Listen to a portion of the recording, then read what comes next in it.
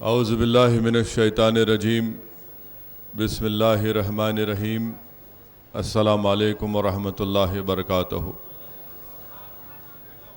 مجلس اتحاد المسلمین کے اراکین اسمبلی، صدور معتمدین اراکین بلدیہ، معزز حاضرین اکرام، میرے بھائی مسجد ہے، آپ میرے کو دیکھنے آئے تو میں چلے جاؤں گا، اگر آپ سننے آئے تو بیٹھیے۔ میں کوئی فلم سٹار نہیں ہوں، نہ کوئی اللہ کا ولی ہوں کہ میرے کو دیکھنے سے کچھ فائز ملیں گا آپ کو۔ میں ایک سیاست دان ہوں اور اللہ اس کے رسول کی بات کرنے کے لیے آپ کے سامنے کھڑا ہوں، اور یہ کیمرہ مین آپ میرے پہ فوکس کر کے بیٹھ جاؤ، پورا فوکس کرو میرے پہ، میں بھاگنے والا نہیں ہوں، یہیں کھڑے، اب آپ بیٹھ جاؤ۔ چلو ہو گیا تمہارا کام، چلو تم بھی سٹ ڈاؤن۔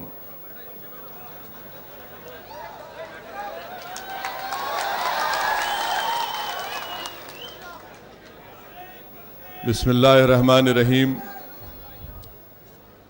میرے عزیز دوستوں اور بزرگوں، ماہ مبارک کا یہ آخری جمعہ، ماہ مبارک رمضان کے آخری جمعے میں آپ اور ہم پہنچ چکے ہیں۔ دیکھتے ہی دیکھتے یہ ماہ مبارک کی گھڑیاں ختم ہو رہی ہیں۔ آج 27واں روزہ ہے۔ اس ماہ مبارک کے آخری دہے میں ہے جس کو جہنم سے نجات کا دہا کہا گیا۔ اب نہیں معلوم کہ آپ پر اور مجھ پر پہلے دہے کی رحمت پوری ہوئی یا نہیں ہوئی، نہیں معلوم کہ بخشش یا مغفرت ہوئی یا نہیں ہوئی، یہ بھی ہم کو پتہ نہیں ہے کہ اس آخری دہے میں ہم کو جہنم سے نجات ملی یا نہیں ملی۔ میرے عزیز دوستوں اور بزرگوں، میرے غیور نوجوان ساتھیوں، ابھی بھی اس ماہ مبارک کے 2 دن باقی ہیں، ابھی بھی اس ماہ مبارک کی 3 راتیں ہمارے پاس ہیں۔ کل 27ویں شب ہو چکی اور اس کی صبح یا دوپہر یہ آج ہے۔ اب نہیں معلوم کہ جو خوش قسمت تھے جنہوں نے کل رات عبادت کی، اللہ کا ذکر کیا، تو وہ خوش قسمت ہیں کہ اللہ ان کی عبادت کو قبول کیا ہوگا۔ جو بدقسمت تھے جنہوں نے فسق اور فجور میں اور کل کی رات کو بھی ضائع کر دیا، تو میرے بھائی آج ہے، آج جمعہ ہے، اور جمعے میں بعد نماز عصر کے ایک ایسا وقت آتا ہے، رسول رحمت صلی اللہ علیہ وسلم نے فرمایا کہ اللہ ہر دعا کو قبول کرتا ہے۔ اگر کل کی رات سے بعض لوگ غفلت میں گزار دیے، آؤ نوجوان ساتھیوں، آج جمعہ ہے، آج کی رات ہے، کل بھی تاخرات ہے، اور ہو سکتا کہ کل بھی شب قدر ہو جائے۔ رمضان 27ویں شب کے بعد ختم نہیں ہوتا، نہ رمضان 29ویں شب کو ختم ہوتا ہے۔ رمضان عید سے پہلی رات میں بھی ہم کو یہ رسول رحمت صلی اللہ علیہ وسلم نے بتایا کہ وہ رات جو عید سے پہلے کی ہوتی ہے، وہ رات مزدور کو مزدوری دینے والی رات ہوتی ہے۔ تو نوجوانوں، میرے غیور ساتھیوں، اگر کل کی شب میں ہم نے غفلت میں گزار دی تو آج ہے کل بھی رات کی شب ہے، اور اگر ہم شب قدر کو تلاش کریں گے کل رات تو تاخ رات کل کی رات ہے۔ میرے عزیز دوستوں اور بزرگوں، یقیناً ماہ رمضان ہم سے رخصت ہو رہا ہے۔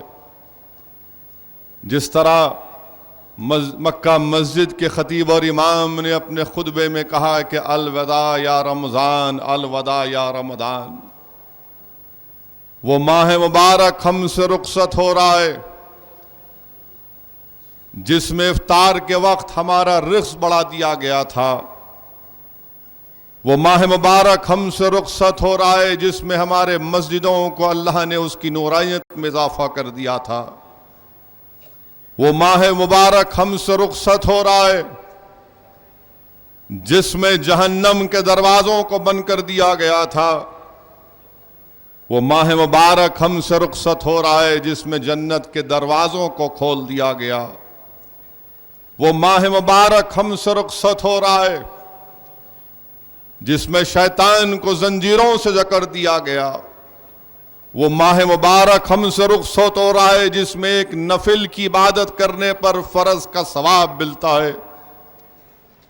وہ ماہ مبارک ہم سے رخصت ہو رہا ہے جس میں ایک فرض ادا کرنے پر 70 گنا اس کا اضافہ ثواب ہم کو ملتا ہے۔ اب سوال یہ پیدا ہوتا ہے کہ کیا ہم نے اپنے قلب کو، اپنی فکر کو، اپنی سوچ کو، اپنی آنکھوں کو، اپنے کان کو، اپنے جسم کے اعضاء کو اللہ کے تابع کیا یا نہیں کیا؟ اس ماہ مبارک میں ہم کو عبادت کی ٹریننگ دی گئی۔ اس ماہ مبارک میں ہم کو قرآن کی تلاوت کی ٹریننگ دی گئی۔ اس ماہ مبارک میں ہم کو صبر کی ٹریننگ دی گئی۔ اس ماہ مبارک میں ہم کو رات میں اٹھ کر شب بیداری کرنے کا سلیقہ سکھایا گیا۔ اب سوال یہ پیدا ہوتا ہے کہ کیا ہم نے ان تمام چیزوں کو اپنے قلب پر، اپنے سوچ پر، اپنی فکر پر، اپنی آنکھ پر، اپنے کان پر، اپنی زبان پر، ان جسم کے ان اعضاء پر کتنا اس کا اثر ہم نے چھوڑا؟ اور اگر آپ جاننا چاہتے ہیں کہ میں نے اپنا رمضان کیسے گزارا تو شیخ احمد سرندی رحمت اللہ علیہ، مجدد الفتانی رحمت اللہ علیہ اپنے مکتوبات میں لکھتے ہیں جس کو یہ پہچاننا ہے کہ اس کا رمضان کیسے گزرا، وہ آنے والے 11 مہینے میں اگر شب بیداری کرتا رہے گا، نماز کی پابندی کرتا رہے گا، اللہ کے آگے روتا رہے گا، گڑ گڑاتا رہے گا، بھیک مانگتا رہے گا، تو سمجھو اس پر اس نے صحیح رمضان میں عبادت میں اپنا وقت گزارا۔ اگر اس نے رمضان کے بعد پھر اس راستے پر چلا گیا جس راستے پر ہم کو شیطان چلانا چاہتا ہے تو سمجھو رمضان گیا اس کا۔ اب ہم پر اور آپ پر اور مجھ پر منحصر ہے کہ رمضان کے اختتام کے بعد ہم کیا کرنے والے ہیں۔ امام ابو لیث تنبۃ الغافلین میں بہت بڑے فقیہ گزرے امام ابو لیث۔ امام ابو لیث رحمت اللہ علیہ لکھتے ہیں کہ 4 چیزیں ایسی ہیں اگر اس کے بعد کوئی نیکی نہیں کرے گا تو وہ نیکی بھی چلی گئی۔ وہ مجاہد جس نے اللہ کی راہ میں جہاد کیا اور غازی بن کر واپس لوٹا اور اس کے بعد نیکیاں نہیں کرتا تو اس کا جہاد کا کوئی شمار نہیں۔ پھر آپ نے فرمایا کہ وہ حاجی جو حج کرنے کے لیے گیا اور حج کی سعادت اس کو نصیب ہوئی اور حج کرنے کے بعد واپس آ کر کوئی نیکی نہیں کرتا تو پھر گیا۔ تیسرا وہ شخص جو بیمار تھا، خوب بیمار تھا، اللہ اس کو صحت دیا، شفا دیا، اور صحت پانے کے بعد وہ نیکیاں نہیں کرتا تو پھر وہ گیا۔ چوتھا جس نے رمضان کو پایا، رمضان میں عبادتیں کی اور پھر رمضان کے اختتام کے بعد جو آنے والے 11 مہینے ہیں دوبارہ ابلیس کے بتائے ہوئے راستے پر چلنا شروع کیا تو پھر اس کے روزے بھی قبول نہیں ہوتے۔ اسی لیے اللہ کے رسول صلی اللہ علیہ وسلم نے فرمایا کہ بعض لوگوں کو روزوں میں سوائے کھانا چھوڑنے کے کچھ نہیں ملتا۔ کھانا چھوڑنے کے کچھ نہیں ملتا۔ اسی لیے میرے عزیز دوستوں اور بزرگوں، میں آپ کے سامنے بڑی انکساری کے ساتھ عرض کر رہا ہوں، التجا کر رہا ہوں، میں نوجوانوں سے بھیک مانگ رہا ہوں کہ نوجوانوں، اب جو آنے والے 11 مہینے ہیں اس کی تیاری کرو۔ ہم رمضانی مسلمان نہیں ہیں، ہم 24/7 مسلم ہیں۔ ہم زندگی کا ہر لمحے میں مسلمان ہیں، ہم اونلی رمضان کے مسلمان نہیں ہیں۔ ہم تو جب تک زندہ رہیں گے اسلام پر رہیں گے انشاءاللہ تعالی۔ ہم جب تک زندہ رہیں گے اللہ کے سامنے سر و سجود ہوتے رہیں گے۔ ہمارے جسم میں آخری سانس ہوگی تو بھی ہم نماز ادا کریں گے۔ ہم جب تک زندہ رہیں گے روزے رکھیں گے، زکوٰۃ دیں گے، صدقہ دیں گے، حج کرنے جائیں گے، نیکیوں کی دعوت دیں گے، برائیوں سے روکیں گے، برائیوں کا خاتمہ کریں گے۔ یہ ہم کو یہ تعلیم دی گئی ہے۔ اور پھر میرے عزیز دوستوں اور بزرگوں، جس نے رمضان میں بھی اپنے گناہوں کی بخشش نہیں کروا لی، پھر وہ کب کرے گا؟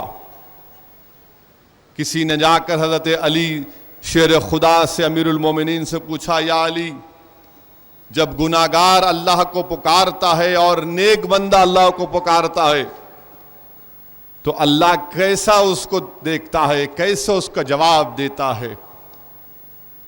شیر خدا حضرت علی نے فرمایا، جب نیک بندہ اللہ کو پکارتا ہے تو اللہ کہتا ہے میں حاضر ہوں۔ جب گناہگار پکارتا ہے تو اللہ کہتا ہے میں حاضر ہوں میرے بندے، میں حاضر ہوں میرے بندے، میں حاضر ہوں میرے بندے۔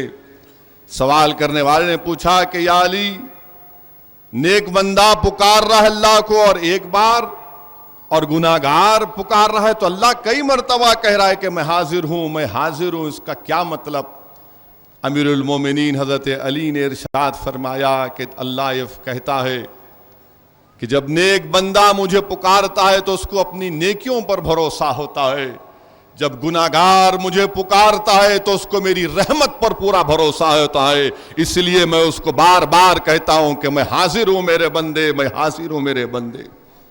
اب بارش ہو رہی ہے، ہم خیمے میں بیٹھے ہیں، بارش ہو رہی ہے۔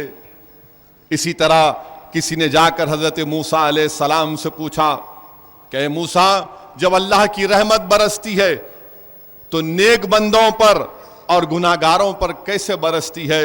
حضرت موسیٰ علیہ السلام نے کہا کہ بارش ہو رہی ہے، یہ اچھا برتن لو اور یہ ناکارہ برتن لے جا کر صحن کے آنگن میں رکھ دو۔ بارش ہو رہی تھی، بارش ہوئی، وہ دونوں برتن میں پانی بھر گیا۔ حضرت موسیٰ نے عرض کیا کہ دیکھو، جب اللہ کی رحمت برستی ہے تو اللہ یہ نہیں دیکھتا کہ کون ناکارہ ہے کون نیک ہے، اللہ کی رحمت دونوں پر یکساں برستی ہے۔ مگر علماء اکرام نے کیا فرمایا؟ اگر چھوٹا تالاب ہوگا اتنا ہی اس میں پانی آئے گا، بڑا تالاب ہوگا تو زیادہ پانی بھرے گا۔ گنڈی پیٹ ہے، ہمایت ساگر ہے، دریائے کرشنا ہے، ناگرجنا ساگر ہے، سنگور ہے، مانجیرا ہے، جتنا اس میں وسعت ہے اتنا پانی آئے گا۔ اور اگر پہاڑ کے اوپر پانی گرے گا، بنجر زمین پر پانی گرے گا تو کچھ فائدہ نہیں، صرف پانی گرے گا اور چلا جائے گا۔ مگر اگر زمین زرخیز ہوگی، زمین زرخیز ہوگی، بارش ہوگی تو اس پر لہلہاتے کھیت ہوں گے، پھول اگیں گے۔ میرے بھائی، اگر ہمارے سینے سخت ہو چکے ہیں، اگر ہمارے سینے سخت ہو چکے ہیں، پہاڑوں کی طرح پتھر کے ہو چکے ہیں، تو پھر اللہ کی رحمت اگر اس پر گرے گی تو کوئی فرق نہیں پڑتا۔ جو زمین زرخیز ہوتی ہے، جس کے دل نرم ہوتے ہیں، جس کے دل میں اللہ کا خوف ہوتا ہے، جس کے دل میں رسول اللہ صلی اللہ علیہ وسلم کی اٹوٹ محبت ہوتی ہے، اگر اس پر جب رحمت گرتی ہے تو اس پر پھول اور پھل برستے ہیں اعمال کے۔ جو بنجر زمین ہوتی ہے کچھ نہیں ہوتا۔ اسی لیے میرے عزیز دوستوں اور بزرگوں، اپنے دلوں کو نرم کرو، اپنے دلوں کو نرم کرو. کسی نے جا کر امت کی ماں حضرت عائشہ صدیقہ سے پوچھا کہ امت کی ماں میرا دل بہت سخت ہو گیا. امت کی ماں نے کیا علاج بتایا؟ امت کی ماں نے کہا کہ موت کو یاد کرو، موت کو یاد کرو، کثرت سے یاد کرو موت کو. امت کی ماں نے کہا کہ کثرت سے موت کو یاد کرو، کثرت سے موت کو یاد کرو. جس کا دل سخت ہو جاتا ہے وہ موت کے یاد کرنے سے دل نرم پڑ جاتا. تو آپ دیکھتے ہیں کہ کسان زمین کو نرم کرتا ہے، بیج بونے سے پہلے خوب نرم کرتا ہے، اور اس کے بعد ٹریکٹر چلاتا ہے، پھر اس میں بیج ڈالتا ہے اور انتظار کرتا ہے بارش ہونے کا. تو یہ رمضان ہے جو آیا، اس نے گناہوں کو جلا دیا، اس نے گناہوں کو جلا دیا. اب یہ زمین زرخیز ہو چکی ہے نوجوانوں، تمہارا دل، تمہاری سوچ ایک زرخیز ہو چکی ہے. اب اس پر اللہ کی رحمت کی بارش ہوگی. تو خدا کے لیے شیطان کو قریب آنے مت دو، شیطانی اعمال کو قریب آنے مت دو. اور میرے بھائی، اسی لیے اللہ کے رسول صلی اللہ علیہ وسلم نے ارشاد فرمایا کہ دلوں کے علاج کے لیے رحمت العالمین نے فرمایا صلی اللہ علیہ وسلم نے کہ کثرت سے موت کو یاد کرو اور قرآن کی تلاوت کرو. کل کی رات بھی شب قدر ہو سکتی ہے، کل کی رات بھی تاخرات ہو سکتی ہے. جو نوجوان یہ سمجھ رہے ہیں کہ میں نے کل کی رات مسجد میں جا کر عبادت کر لی، الحمدللہ، میں نے وہاں پر مسجد میں جا کر قرآن پڑھی، رات بھر نفل نماز پڑھی، تراویح پڑھی، تہجد پڑھی، ویری گڈ. مگر اگر تم یہ سمجھ رہے ہو کہ کل کی رات کو چھوڑ دوں گا تو یاد رکھو غلط ہے. جو مسلمان یہ سمجھ رہا ہے کہ میں نے 27 کی رات شب میں عبادت کر لی، اب 29 کی شب کو خالی 4 رکعت پڑھ کے بھاگنا ہے، نہیں. کیوں نہیں؟ اس لیے نہیں کہ اگر تم اپنی عبادت پہ بھروسہ کر رہے ہو یہ غلط ہے. تم اپنی عبادت پر بھروسہ نہیں کر سکتے، تم کو اور ہم کو اللہ کی رحمت پر بھروسہ کرنا. جو مسلمان اپنی عبادت پر بھروسہ کرتا ہے گیا، نہیں معلوم وہ قبول ہوگی یا نہیں ہوگی. بخاری کی حدیث ہے کہ حشر کا میدان ہوگا، روزے پھینکے جائیں گے، نمازیں پھینکی جائیں گی منہ پر. میرے بھائی، اللہ کی رحمت پر بھروسہ کرنا، اللہ کی رحمت پر بھروسہ کرنا ہے. اور کل کی رات تاخرات ہے، وہی جستجو، وہی جذبہ، وہی تیزی کے ساتھ مسجد کو جانا ہے اور مسجدوں کو آباد رکھنا ہے. یہ موٹر سائیکلوں پر بیٹھ کر چکر مارنا نہیں ہے ٹینک بنڈ کے، کہ ٹینک بنڈ پر چلے گئے. آج کل نئے نئے مقامات نکل رہے ہیں. آؤٹر رنگ روڈ پہ نوجوان موٹر سائیکل بھگا رہا ہے، 10 لاکھ 9 لاکھ کی موٹر سائیکل کرائے پہ لیتے ہیں. آؤٹر رنگ روڈ پر بغیر ہیلمٹ کے، پہلے تو اجازت نہیں ہے موٹر سائیکل کی، بھگاتے ہیں، دوڑاتے ہیں. کئی اس میں نوجوان مر بھی جاتے ہیں. میرے بھائی، میں ان ماں باپ سے التجا کر رہا ہوں جن کو اللہ نے دولت دی ہے، اپنے نوجوان بچوں کی جانوں کو ایسی طرح گنوانے مت دو. یہ قوم کا ثاثہ ہے، یہ نوجوان ہمارا مستقبل ہے. ان کو آؤٹر رنگ روڈ پر موٹر سائیکلیں چلا کر کئی نوجوانوں نے اپنی جانیں دے دی. ان کو روکو آپ، ان کو سمجھاؤ آپ، ان کی صحیح تربیت کرو. ذمہ داری ماں باپ کی ہے. اور نوجوانوں، میں تم سے بھی کہہ رہا ہوں، تم قوم کے مستقبل ہو. تم اس طرح سے اپنی جان نہیں گنوا سکتے. تم پر بہت بڑی ذمہ داری عائد ہونے والی ہے قوم اور ملت کی. تم کو لڑنا ہے دشمن اسلام سے، تم کو اپنی قوم کو بچانا ہے، ہندوستان کو بچانا ہے، اپنے معاشرے کو بچانا ہے. تم کو بڑے ہو کر، قابل ہو کر، نیک ہو کر اپنی ماں باپ کی خدمت کرنا ہے. نوجوانوں، تمہاری زندگی کا مطلب آؤٹر رنگ روڈ پر موٹر سائیکل بھگانا نہیں. تمہاری زندگی کا مقصد نوجوانوں رات ہوئی کی ٹھیٹی ٹھاٹا کرتے ہوئے کہ گھنٹے تک موٹر سائیکل دوڑانا نہیں. تمہاری زندگی کا مقصد کچھ اور ہے. اللہ تم سے کچھ اور کام لینا چاہتا ہے. تم تم کو مجاہد بننا ہے، تم کو اللہ کا ولی بننا ہے، قطب بننا ہے، تم کو اللہ کے ابدالوں میں تمہارا شمار ہونا ہے. تم اپنا وقت اس دنیا کی رنگ ریلیوں میں ضائع نہیں کر سکتے. نوجوانوں، تمہارا مجھ پر حق ہے، میرا تم پر حق ہے. تم دولت ہو اس قوم کی، اور ہم اپنی دولت کو ضائع ہونے نہیں دے سکتے. میرے عزیز دوستوں اور بزرگوں، میں آپ سے عرض کر رہا تھا کہ کل کی تاخرات ہے، اس میں بھی شب قدر کو تلاش کرنا ہے. اور شب قدر کو چھپا کر اس لیے رکھا گیا کہ اگر معلوم ہو جاتا تو لوگ، خوش قسمت لوگ عبادت کر لیتے، اور جس کو نہیں معلوم ہوتا اور فسق و فجور میں اپنا وقت گزار دیتے تو ان پر عذاب آ جاتا. اور اللہ کی رحمت اس کے عذاب پر سے زیادہ ہے. اسی لیے علماء کرام حدیث شریف میں آیا کہ شب قدر کو چھپا کر رکھا گیا. اللہ کے رسول صلی اللہ علیہ وسلم اپنے گھر سے نکلے کہ بتانے کہ شب قدر کب ہے، تو دیکھا کہ دو لوگ لڑ رہے تھے. اللہ کے رسول صلی اللہ علیہ وسلم خاموش ہو گئے. تو لڑو مت. اپنے معاشرے میں لڑنے کے لیے ہم نہیں آئے، ہم لڑنے کے لیے نہیں آئے. اختلافات اگر ہیں تو اس کو ختم کرو. اگر اختلافات ختم نہیں ہو سکتے تو اس نہج پر اس کو مت لے کر چلے جاؤ کہ قتل کر دو کسی کا.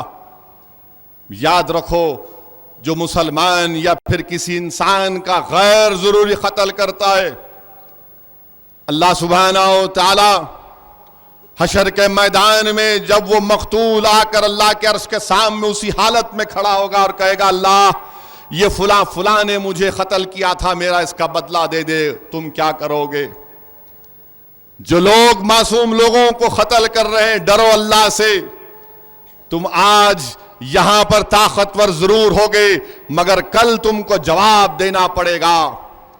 اگر پوری انسانیت مل کر کسی ایک آدمی کا ناجائز قتل کریں گے تو اللہ فرماتا ہے کہ میں پوری انسانیت کو جہنم میں ڈال دوں گا.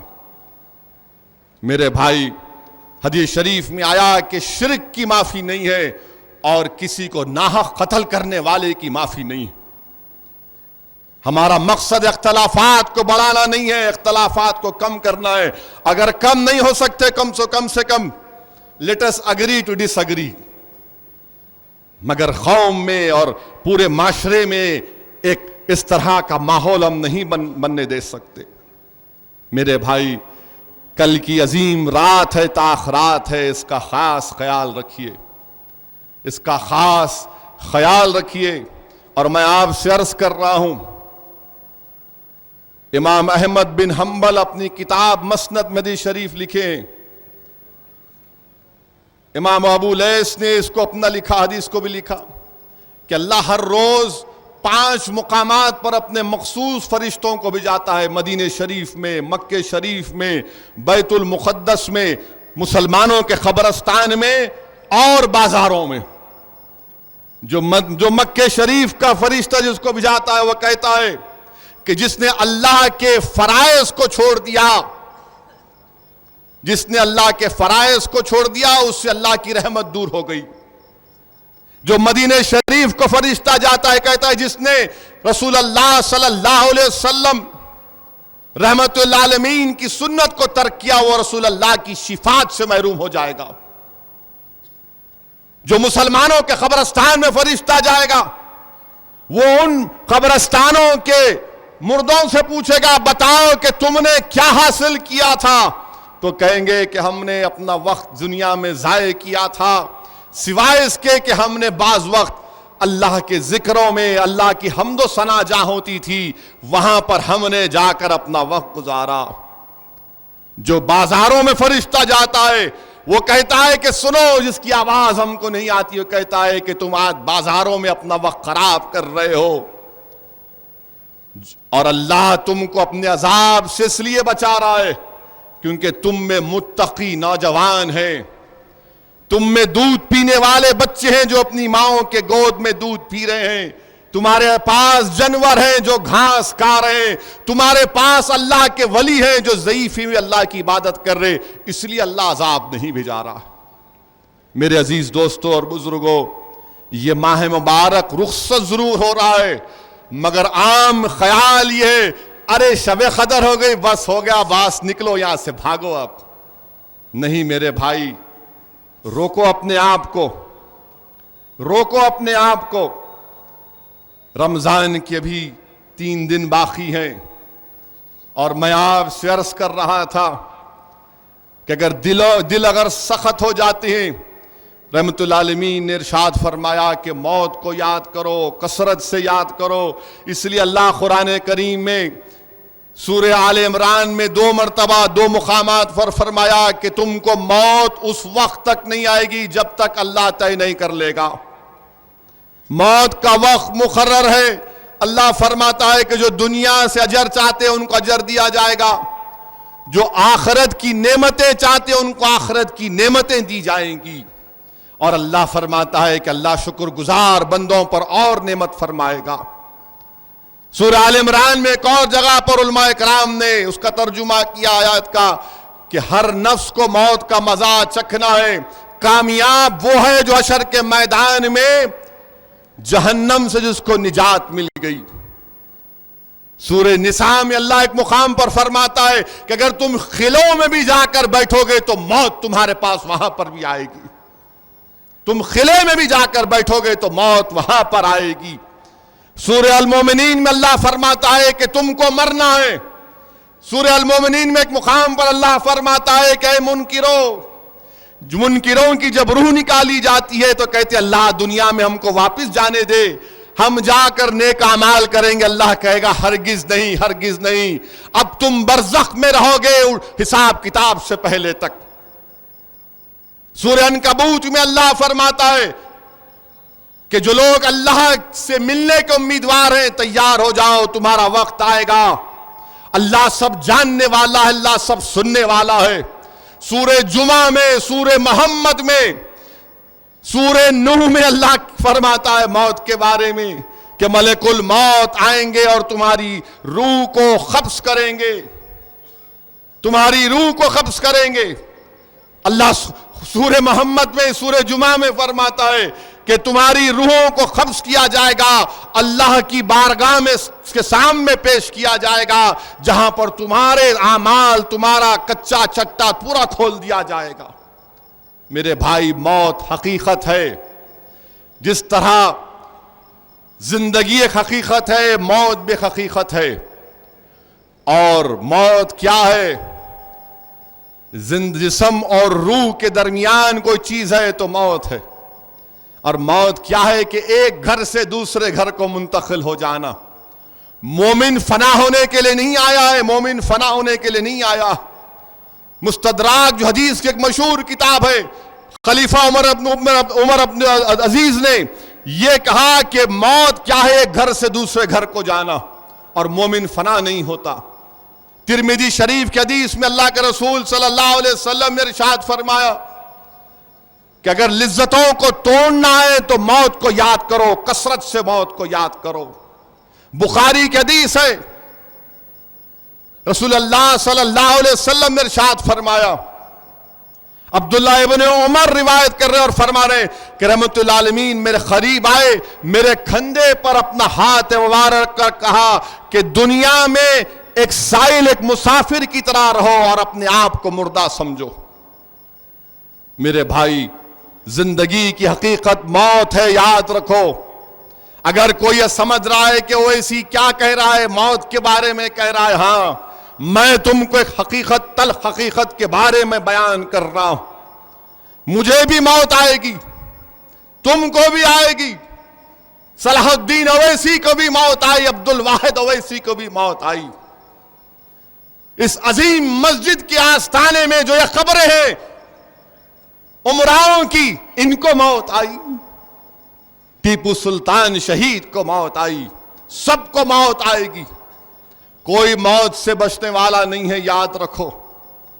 اسی لیے رسول اللہ صلی اللہ علیہ وسلم نے فرمایا کہ عقل مند وہ ہے جو موت کو یاد کرے اور موت کے بعد آنے والی زندگی کی تیاری کرے. رسول اللہ صلی اللہ علیہ وسلم نے فرمایا عقل مند وہ ہے جو موت کی تیاری کرے، نفس سے بدلا لے. اور آقا نے فرمایا کہ نادان وہ ہے جو نفس کے مطابق اپنی زندگی گزارے اور بہت زیادہ تمنائیں کریں۔ ایک صحابی رسول نے فرمایا کہ تم جتنا موت کو یاد کرو گے اتنا تقویٰ پیدا ہوگا، اتنے گناہیں تمہارے معاف ہوتے جائیں گے۔ اللہ کے رسول صلی اللہ علیہ وسلم مسجد کو جا رہے ہیں، ہنسی کی آواز آئی۔ رسول اللہ صلی اللہ علیہ وسلم نے پوچھا کہ ان ہنسی کو توڑنے کی وجہ تم کو بتاؤں؟ صحابہ نے پوچھا بتائیے۔ اللہ کے رسول نے فرمایا کہ موت کو یاد کرو، موت کو یاد کرو۔ رسول اللہ صلی اللہ علیہ وسلم جا رہے ہیں اور گفتگو سنتے ہیں، گفتگو یہ ہو رہی کہ فلاں شخص بڑا اچھا تھا۔ اللہ کے رسول رک کر پوچھتے ہیں بتاؤ کیا وہ موت کو یاد کرتا تھا؟ صحابہ فرماتے نہیں یا رسول اللہ۔ تو رسول اللہ صلی اللہ علیہ وسلم فرماتے ہیں کہ پھر وہ ان جیسا نہیں۔ ایک اللہ کے ولی نے کہا کہ خبر میں تقویٰ لے کر جاؤ، خبر میں تقویٰ لے کر جاؤ، خبر میں تقویٰ لے کر جاؤ اور اپنے نفس کو بھوکا رکھو تاکہ موت کے بعد اس کو راحت مل سکے، اپنے نفس کو تھکاؤ تاکہ موت کے بعد اس کو نعمت مل سکے، اپنے نفس کو دنیا سے دور رکھو تاکہ موت کے بعد اس کو کامیابی مل سکے۔ میرے عزیز دوستوں اور بزرگوں، موت ایک تلخ حقیقت ہے۔ اللہ کے رسول صلی اللہ علیہ وسلم نے صحابیوں سے فرمایا کہ بنی اسرائیل کے واقعات کو پڑھو۔ پھر ایک بنی اسرائیل کے واقعے کو آقا نے فرمایا اور کہا کہ بنی اسرائیل میں لوگ جمع ہوئے اور قبرستان میں گئے، 2 رکعت نماز پڑھی اور اللہ سے دعا کی کہ پروردگار ہم کو ایسے آدمی سے ملا دے جو اس کی موت، جب اس وقت اس کو موت آئی اس کی تکلیف کو بیان کر سکے۔ اللہ نے ان کی دعا کو قبول کی۔ قبر سے ایک شخص نکلا، اس نے کہا کہ مجھے مر کر 100 سال ہو چکے ہیں مگر میں اب تک موت کی تکلیف کو نہیں بھولا ہوں۔ طبرانی کی حدیث ہے، رحمت العالمین صلی اللہ علیہ وسلم نے ملک الموت سے پوچھا کہ کیا آپ کے ساتھی نہیں ہیں؟ کیا آپ کے کوئی ساتھی نہیں ہے؟ تو ملک الموت نے کہا ہاں رسول اللہ صلی اللہ علیہ وسلم میرے ساتھی ہیں۔ میرے ساتھی کون ہے؟ ضعیفی ہے۔ میرے ساتھی آنکھوں کا رنگ بدلنا ہے، میرے ساتھی بالوں کا رنگ بدلنا ہے، میرے ساتھی بیماری ہے۔ اور یہ سن کر کوئی نہ سمجھے کہ آئی ایم ینگ، میں نوجوان ہوں، ابھی میرے پاس اتنی طاقت ہے، میں اتنے ایکسرسائز کرتا ہوں، میں ابھی 25 سال کا ہوں، میں ابھی 40 سال کا ہوں، میرے کو ابھی بہت لمبا جانا ہے۔ نہیں نہیں میرے بھائی، رسول اللہ صلی اللہ علیہ وسلم نے کیا فرمایا؟ جو لوگ یہ سمجھ رہے ہیں نوجوان جو ہیں، جو صحت مند ہیں کہ نہیں میں فٹ ہوں مجھے کچھ نہیں ہوگا، رسول اللہ صلی اللہ علیہ وسلم نے فرمایا کہ تم کو موت تمہارے پیشانی کے پسینے سے بھی آ سکتی ہے۔ تم کو موت تم کو پیشانی کے پسینے سے بھی آ سکتی ہے، تو تیار رہو، تیار رہو، یہ حقیقت ہے، یاد رکھو۔ اسد الدین اویسی ہو سکتا ہے کہ کل صبح نہ دیکھے، اسی لیے رابعہ بصری جو ایک بہت بڑی ولیہ گزری، وہ جب رات میں عبادت کرتی تو رابعہ فرماتی کہ رابعہ کو کل صبح نصیب نہیں ہوگا تو رات بھر عبادت، صبح ہوتی تو کہتی کہ رابعہ کو رات نصیب نہیں ہوگی، دن بھر عبادت۔ میرے بھائی، یہاں پر حضرت عیسیٰ علیہ السلام کا واقعہ یاد آ رہا ہے۔ اللہ نے عیسیٰ علیہ السلام کو معجزہ دیا کہ جب وہ کسی خبر پر جا کر خم باذن اللہ بولتے تو اس خبر سے مردہ زندہ ہو جاتا۔ تو لوگوں نے کہا عیسیٰ کہ تم ہو سکتا ہے ایسے لوگوں کو زندہ کر رہے ہو جو تازہ مرے ہوں، یا پھر ان پر موت نہیں یا کچھ کیفیت ہوگی، تم ہم کو ایک ایسے آدمی کو زندہ کرو جس کو مر کر برسوں ہو چکے ہیں۔ حضرت عیسیٰ نے کہا بتاؤ کون؟ تو لوگوں نے کہا کہ سام بن نوح علیہ السلام کے بیٹے کی خبر پر جا کر آپ کہیے خم باذن اللہ۔ حضرت عیسیٰ وہاں گئے، دعا کی اللہ سے اور پھر کہا خم باذن اللہ، تو سام بن نوح علیہ السلام، حضرت نوح علیہ السلام کے بیٹے آئے اور دیکھا کیا ہے، حضرت سام بن نوح علیہ السلام کے بال سفید ہو چکے ہیں۔ اس زمانے میں بال سفید نہیں ہوتے تھے۔ حضرت عیسیٰ نے پوچھا یہ کیا ہوا سام؟ آپ لوگوں کی تو کیفیت یہ نہیں تھی کہ آپ کے بال سفید ہو جاتے. تو سام بن نوح نے کہا کہ عیسیٰ جب تم نے کہا قم باذن اللہ تو میں نے سمجھا کہ اب قیامت ہو گئی, اسی لیے اس ڈر سے اس خوف سے میرے بال سفید ہو گئے. میرے بھائی یہ حقیقت ہے موت کی. حضرت عیسیٰ اپنی ماں کو لے کر, وہب بن منبع صحابی گزرے, وہ اپنے دادا سے اس واقعہ کو لکھتے ہیں کہ وہ حضرت عیسیٰ علیہ السلام اور آپ کی والدہ بی بی مریم لبنان کے پہاڑیوں پر گئے کہ ہم اللہ کی عبادت کریں گے. دن بھر روزہ رکھتے, حضرت عیسیٰ گھاس اور کچھ ترکاری میوہ لاتے اور پھر اللہ کی عبادت کرتے اور روزہ کھولتے. ایک دن حضرت عیسیٰ گئے یہی گھاس لانے کے لیے, آپ کی ماں بیٹھی ہوئی ہے, ایک آواز آتی ہے تو حضرت بی بی مریم پریشان ہو جاتی ہیں, کہتی ہیں کون ہو تم, تمہاری آواز سے مجھے ہیبت ہو رہی ہے, کون ہو تم؟ تو پکارنے والا کہتا ہے کہ اے بی بی مریم میں ملک الموت ہوں. وہ فرماتی ہیں کیا تم مجھ سے ملاقات کرنے آئے یا پھر میری روح قبض کرنے آئے؟ وہ کہتے ہیں کہ نہیں, اللہ کا حکم ہوا ہے آپ کی روح لے کر جانا. وہ کہتی ہے کہ کیا تم تھوڑی دیر نہیں ٹھہر سکتے, میرا بیٹا آ جائے گا. بی بی مریم کہہ رہی ہیں تم کیا تھوڑی دیر نہیں ٹھہر سکتے, میرا بیٹا آ جائے گا. ملک الموت کہتے ہیں کہ نہیں, اللہ کا حکم ہے, نہ ایک پل آگے بڑھ سکتا نہ ایک پل کم ہو سکتا. وہ کہتی ہیں کہ جب اللہ کا حکم ہے تو اس کی تعمیل کرو. حضرت عیسیٰ علیہ السلام واپس آتے ہیں, محراب کے پاس اپنی ماں کو سویا دیکھتے, سمجھتے ہیں کہ اپنی ماں نے اپنے عبادت کر کے تھک گئی ہوگی. وہ اپنی عبادت میں مشغول ہو جاتے. افطار کا وقت آتا, ماں نہیں اٹھتی. وہ ہلکی آواز میں کہتے کہ اماں جان اٹھیے, افطار کا وقت ہے. پھر ماں کا احترام, خاموش ہو جاتے ہیں, اپنی عبادت میں لگ جاتے ہیں.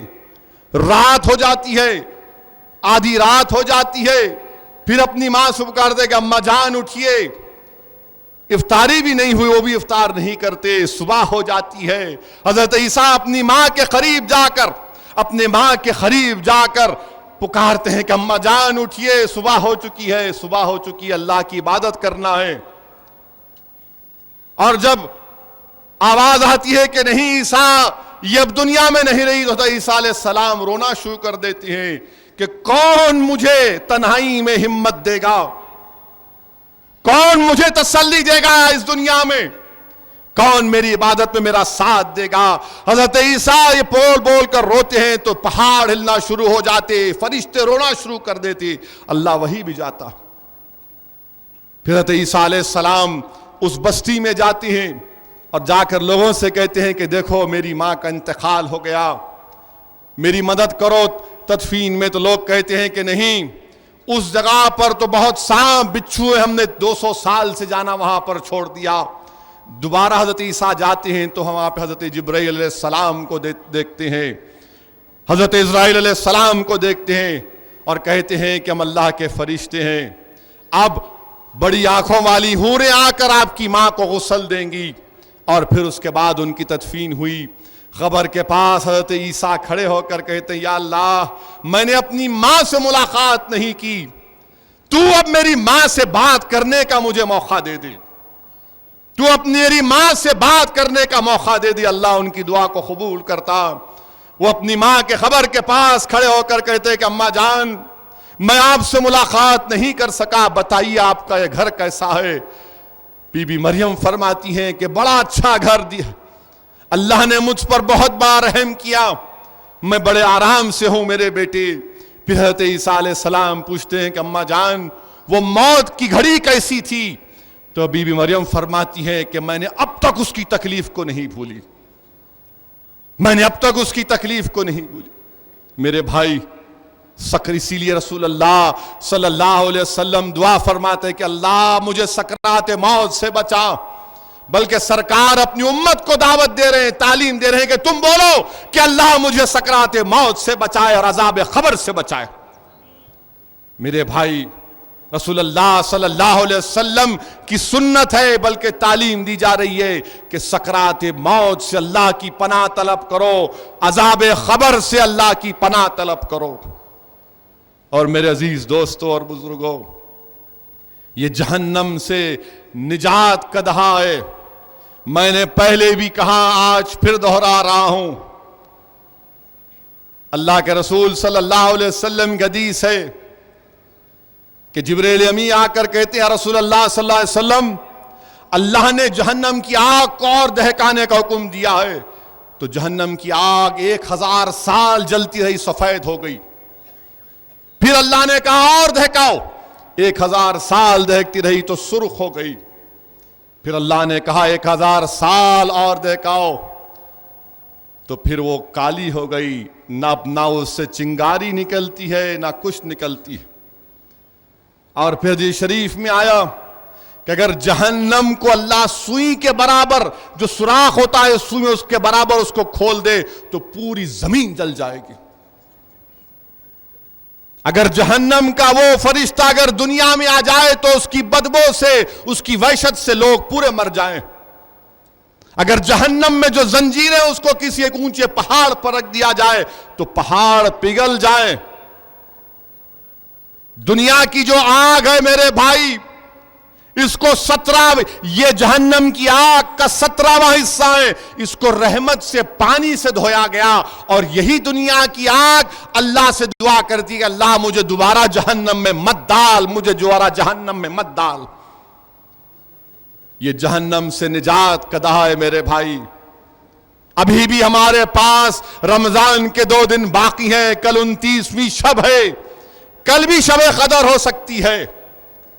اللہ کو ہم راضی کر سکتے ہیں، اللہ کو ہم گڑ گڑا کر اللہ کے سامنے اپنی بے بسی کا اظہار کر کے اللہ سے بھیک مانگ سکتے ہیں کہ پروردگار، میں نے دنیا ہرس میں اور دولت میں گزار دی جس کی وجہ سے میں تباہ ہو گیا، پروردگار یہ دنیا کی ہرس اور دولت کی ہرس میرے دل سے نکال دے۔ میرے عزیز دوستو، دعا کرنے کا وقت ہے۔ یہ اللہ کی بہت بڑا اللہ کی رحمت ہے، کرم ہے کہ آپ اور ہم زندہ ہیں۔ نہیں معلوم کہ آئندہ سال زندہ رہیں گے یا نہیں رہیں گے، موت کس کو آ جاتی نہیں معلوم۔ میں اپنی بات آپ کے سامنے کہہ رہا ہوں کہ میں پچھلے 1 سال سے اپنی پھوپھی سے ملنا چاہتا تھا، بڑی نیک عورت تھی۔ میں جب برطانیہ پڑھنے کے لیے گیا تو چند مہینے ان کے گھر میں رہا، 1 سال سے ان سے ملنے کی کوشش کر رہا تھا۔ میری کاہلی کی وجہ سے اور پھر میری کام کی وجہ سے ان سے نہیں مل سکا۔ معلوم ہوا کہ رمضان میں ان کا انتقال ہو گیا۔ میرے بھائی، ایسے کتنے لوگ ہوں گے جو آپ اور ہم سوچتے ہیں کل جاؤں گا، پرسوں جاؤں گا، مل لوں گا چچا سے، پھوپھی سے، تایا سے، خالہ سے، خالو سے، اپنے بھائی سے۔ میرے بھائی، زندگی میں وقت نہیں ہے، دوڑو۔ اماں زندہ ہے تو اماں کے پیروں پر سر رکھ دو۔ محبوب الہی نظام الدین اولیاء مجھے یاد آ رہے ہیں کہ محبوب الہی جب کبھی چاند دیکھتے، ہر مہینے کا نیا چاند، تو اپنی اماں کے پاس جا کر اپنے ماں کے سر پر، پیروں پر اپنا سر رکھ دیتے۔ اماں جان دعا کرتی ہوں ان کے لیے۔ ایک وقت ایسا آیا کہ آپ کی ماں نے کہا کہ نظام تم نہیں آنا اب کی بار۔ نظام الدین اولیاء پریشان ہو گئے، اور پھر بعد میں بلایا ان کو، اور بلا کر اپنا ہاتھ پکڑ کر محبوب الہی کی والدہ نے کہا کہ اللہ، اب نظام کو میں تیرے حوالے کر رہی ہوں۔ جس کی ماں زندہ ہے، جاؤ اپنی ماں کی خدمت کرو، اپنے ماں سے جو کر سکتے، نیکیاں کر سکتے کر لو، کما لو۔ نہیں معلوم پھر کون چلے جائے گا۔ اردو صحافت کے ایک مشہور صحافی شفیق صاحب کا انتقال ہو گیا۔ زمانے کو خود معلوم بھی نہیں، بہت خدمت کی، اللہ ان کی مغفرت فرمائے۔ میرے عزیز دوستوں اور بزرگوں، اللہ کی رحمت جوش میں ہے میرے بھائی، اللہ کی رحمت جوش میں ہے اس ماہ مبارک میں۔ اللہ رحم کرنے والا ہے۔ ہر رات میں آسمانوں سے ندا آتی ہے کہ ہے کوئی مجھ سے بھیک مانگنے والا، ہے کوئی مجھ سے بخشش طلب کرنے والا، ہے کوئی جو میری رضا چاہنے والا۔ اللہ اس تمام چیزوں کو دینے والا۔ میرے عزیز دوستوں اور بزرگوں، رحم کرو۔ اگر تم چاہتے ہیں کہ اللہ تم پہ اور مجھ پہ رحم کرے، ہم پہ رحم کرو۔ امام غزالی رحمت اللہ علیہ ایک واقعہ لکھ رہے ہیں کہ ایک بہت بڑے اللہ کے ولی عالم تھے، وہ اپنے پین سے حدیث شریف لکھ رہے تھے تو پین کے اطراف میں ایک مکھی پھر رہی تھی، تو آپ نے سوچ کر اپنے قلم کو کاغذ پر رکھ دیا کہ شاید مکھی پیاسی ہوگی، اور اس نے قلم سے وہ سیاہی چوس لی۔ لوگوں نے ان کے انتقال کے بعد خواب میں دیکھا، پوچھا اتنا بڑا مقام کیسے عطا ہوا؟ تو کہا گیا کہ میں نے جس وقت حدیث شریف لکھ رہا تھا، میرے قلم کے اطراف ایک مکھی پھر رہی تھی، میں نے اپنے قلم کو رکھ دیا، اس پر رحم کیا تو رب العالمین نے مجھ پر رحم کر دیا۔ تم زمین والوں پر رحم کرو، آسمان والا تم پر رحم کرے گا۔ رحم کرو میرے بھائی، رحم کرو، رحم کرو میرے بھائی، ہم رحمت اللہ عالمین کی امت ہے، رحم کرو۔ یہ مت دیکھو کہ رحم کرنا ہے تو مسلمان ہے یا ہندو ہے، رحم کرو انسان ہے، رحم کرو، محبت بڑھاؤ دنیا میں۔ اور اس کا ہرگز یہ مطلب نہیں ہے کہ رحم کرنے کا یہ مطلب نہیں ہے کہ بزدل ہو جائیں گے، نہیں میرے بھائی، رحم کرنا الگ ہے اور اپنا حق لڑنا الگ ہے۔ باطل طاقتوں کے آگے ایک شیشہ پلائی ہوئی دیوار بننا ہے، مگر رحم بھی کرنا ہے۔ جو رحم نہیں کر سکتا وہ باطلوں سے مقابلہ نہیں کر سکتا۔ جس کو رحم کرنا آتا، اللہ اس کو غیب سے کامیابیاں پہ کامیابیاں نواز آتا۔ میرے عزیز دوستوں اور بزرگوں، میں آپ کے سامنے یہ عرض کر رہا تھا کہ آج رمضان کا آخری دہا ہے، اللہ کی رحمت جوش میں ہے، اللہ کی رحمت جوش میں۔ کسی نے جا کر، بلکہ حدیث شریف میں آیا کہ جہنم سے رسول اللہ صلی اللہ علیہ وسلم نے فرمایا کہ میں اس شخص کو جانتا ہوں جس کو جہنم سے نکال کر کنارے پر اللہ رکھ دے گا، اور وہ اللہ سے کہے گا اللہ مجھے تیری جنت کی طرف رخ کر دے۔ اللہ کہے گا رخ کر لے اپنا جنت کی طرف، وہ رخ کر لیتا ہے، اور اس کے بعد وہ کہتا ہے پروردگار تیری جنت بہت دور ہے، مجھے جنت کے قریب کر دے، اس کے بعد کچھ نہیں پوچھوں گا، شاید وہ الدین اویسی ہوگا۔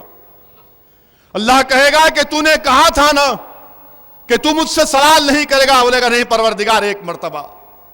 اللہ بولے گا ٹھیک ہے آجا جنت کے قریب۔ جب جنت کے قریب دیکھ کر جنت کے نظاروں کو دیکھے گا، اللہ سے پھر پکار کر بھیک مانگے گا پروردگار اتنی بڑی نعمتیں اور میں باہر نہیں، مالک مجھے تو مت چھوڑ دے، اس سے مجھے مت دور کر دے، بھیک مانگتا ہے۔ اللہ کہے گا آجا جنت میں، پھر کہے گا پروردگار اب نہیں مت نکال مجھے یہاں سے۔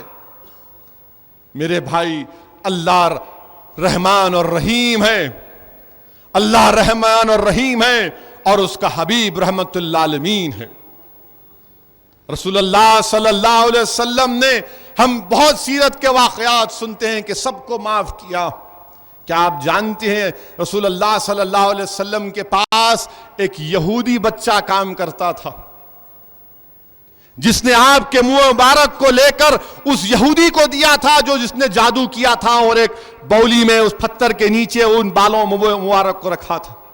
اللہ کے رسول صلی اللہ علیہ وسلم کو جب معلوم ہوا، کہا جا میں تجھے معاف کرتا ہوں۔ اس لڑکے سے کہا جہاں میں تجھے معاف کرتا ہوں۔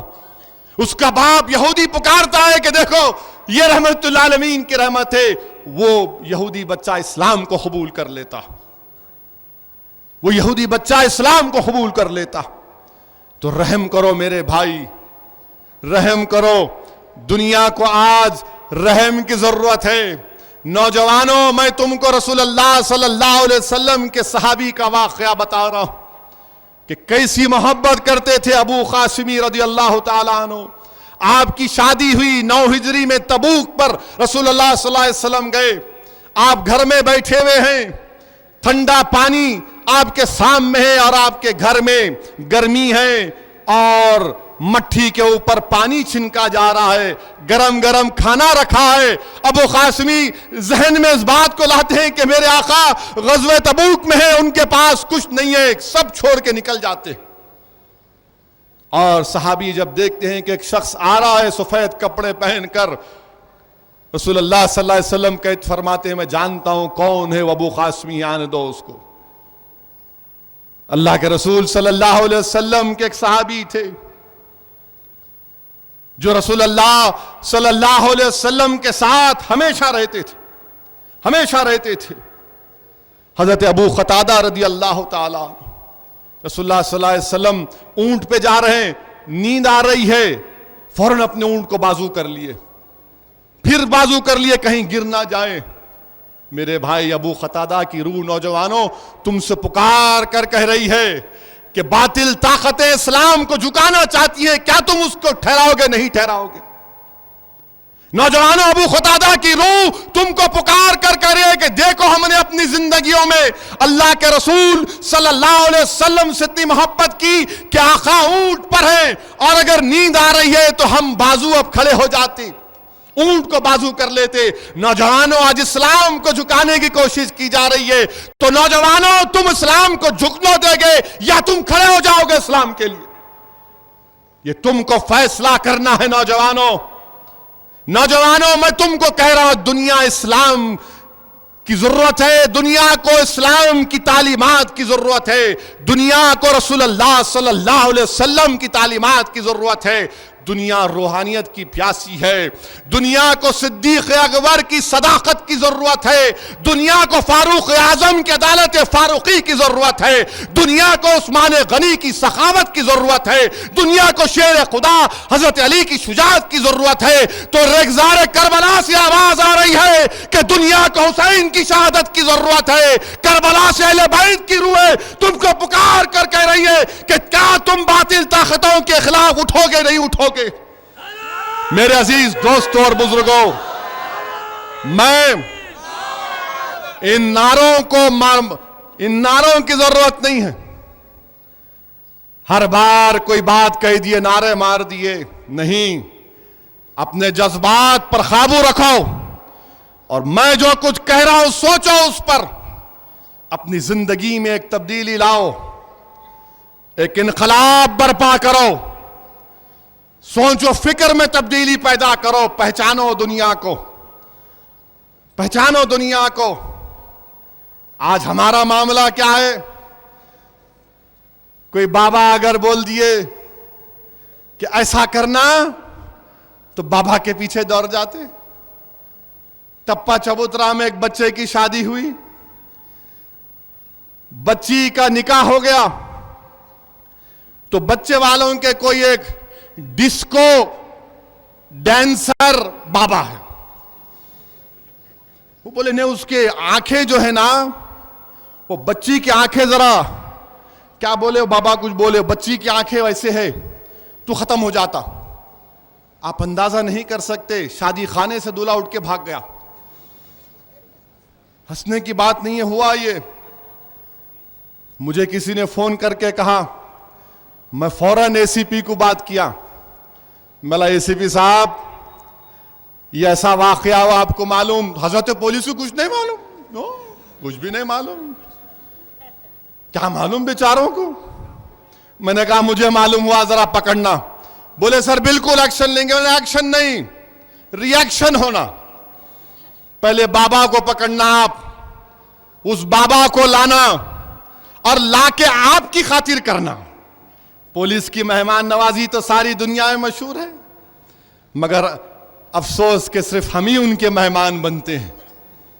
ہم سیاستدان، مجلس اتحاد المسلمین یا مظلوم قوم کے نوجوان ان کی مہمان نوازی کا شکار ہو جاتے ہیں، اور کبھی موت کی آغوش میں جا کر سو جاتے ہیں۔ کبھی کورٹ کو لا رہے تو ہتھیار چھیننے پر گولیاں مار کر ان کو شہید کر دیا جاتا۔ خیر وہ بابا کو لائے، بابا کو لا کر پوچھے، بابا سے ادارہ جو کرنا ہے کرے۔ ارے کیا دیوانے ہو تم لوگ، کوئی پاگل بول دیا بچی کی آنکھ کے تعلق سے تو تم یقین کر لیے کون سا بابا ہے جی، یہ کہاں کا بابا ہے یہ؟ میرے بھائی ایسے باباؤں سے، ایسے ڈھونگیوں سے، یہ جادو ٹونا کرنے والوں سے بچو۔ اور ایک بات معلوم ہوئی، افضل گنج کے پاس کوئی لال ہے، سنا؟ لال بولتا میں پانی سے ہر علاج کرتا ہوں، میرے لال میں تیرا پانی پانی کر دوں گا، یاد رکھ میرے پاس زمزم کا پانی ہے، پھینکوں گا نہ جلیں گا۔ ٹھہرو جی، لال کے بارے میں بات کر رہے تو انہوں چراغ پا ہو جا رہے۔ لال کو ذرا کالا کرو نا۔ اچھا ہماری پولیس صرف ہمارے لالوں کو پکڑ رہی، ان کے لالوں کو کیوں نہیں پکڑ رہی؟ اپنے لالوں کو بھی پکڑو ذرا، ہم اپنے لالوں کو پکڑ رہے ہیں، ذرا اس کو بھی لالا کو یاد دلاؤ۔ عجیب و غریب علاج ہے، کہتے اس کا پانی لیتا، فلاں لیتا۔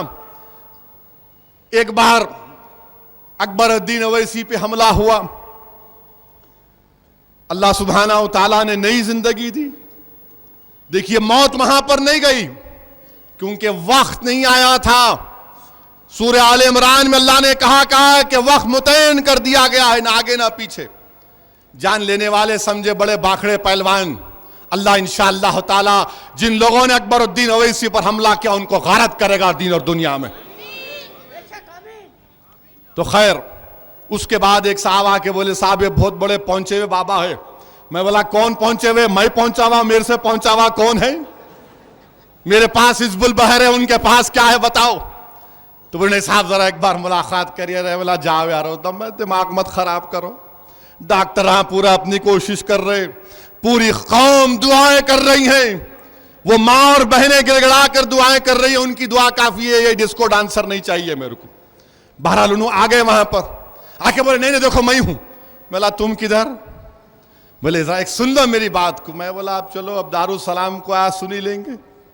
بولا بتائیے کیا ہے؟ بولے یہ اس کو بن لو، کوئی تمہار کو گولی مارا تو کچھ نہیں ہوتا۔ میں بولا ایسی بات، ذرا اندر آؤ۔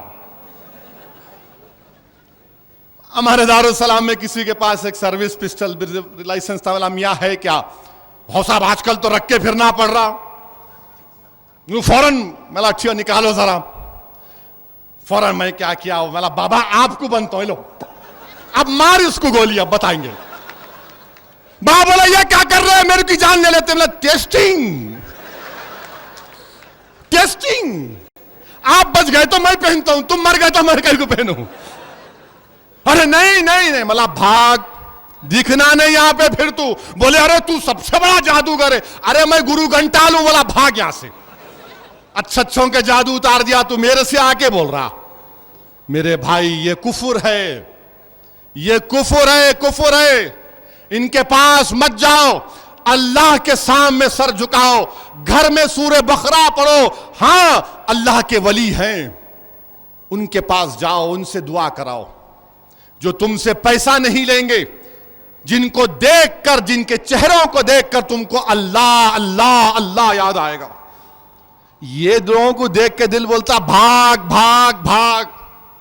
اب ہم پولیس سے بول رہے ذرا یہ لال کو دیکھو، آپ کے یہ لال بہت رنگ رنگلیاں کر رہا ہے، انہیں زیادہ کرنے سے پہلے ذرا اس کو بجاؤ، چنچل گڑا، یا پھر آپ اپنے پولیس اسٹیشن میں بلا کے بولو پانی کا علاج کرو۔ اور عجیب و غریب ہے میرے بھائی، ہمارے معاشرے کی برائیاں۔ ایک ماں دارالسلام کو آ کر کہہ رہی تھی کہ میرا سگا بیٹا حافظ بابا نگر کے، میرا سگا بیٹا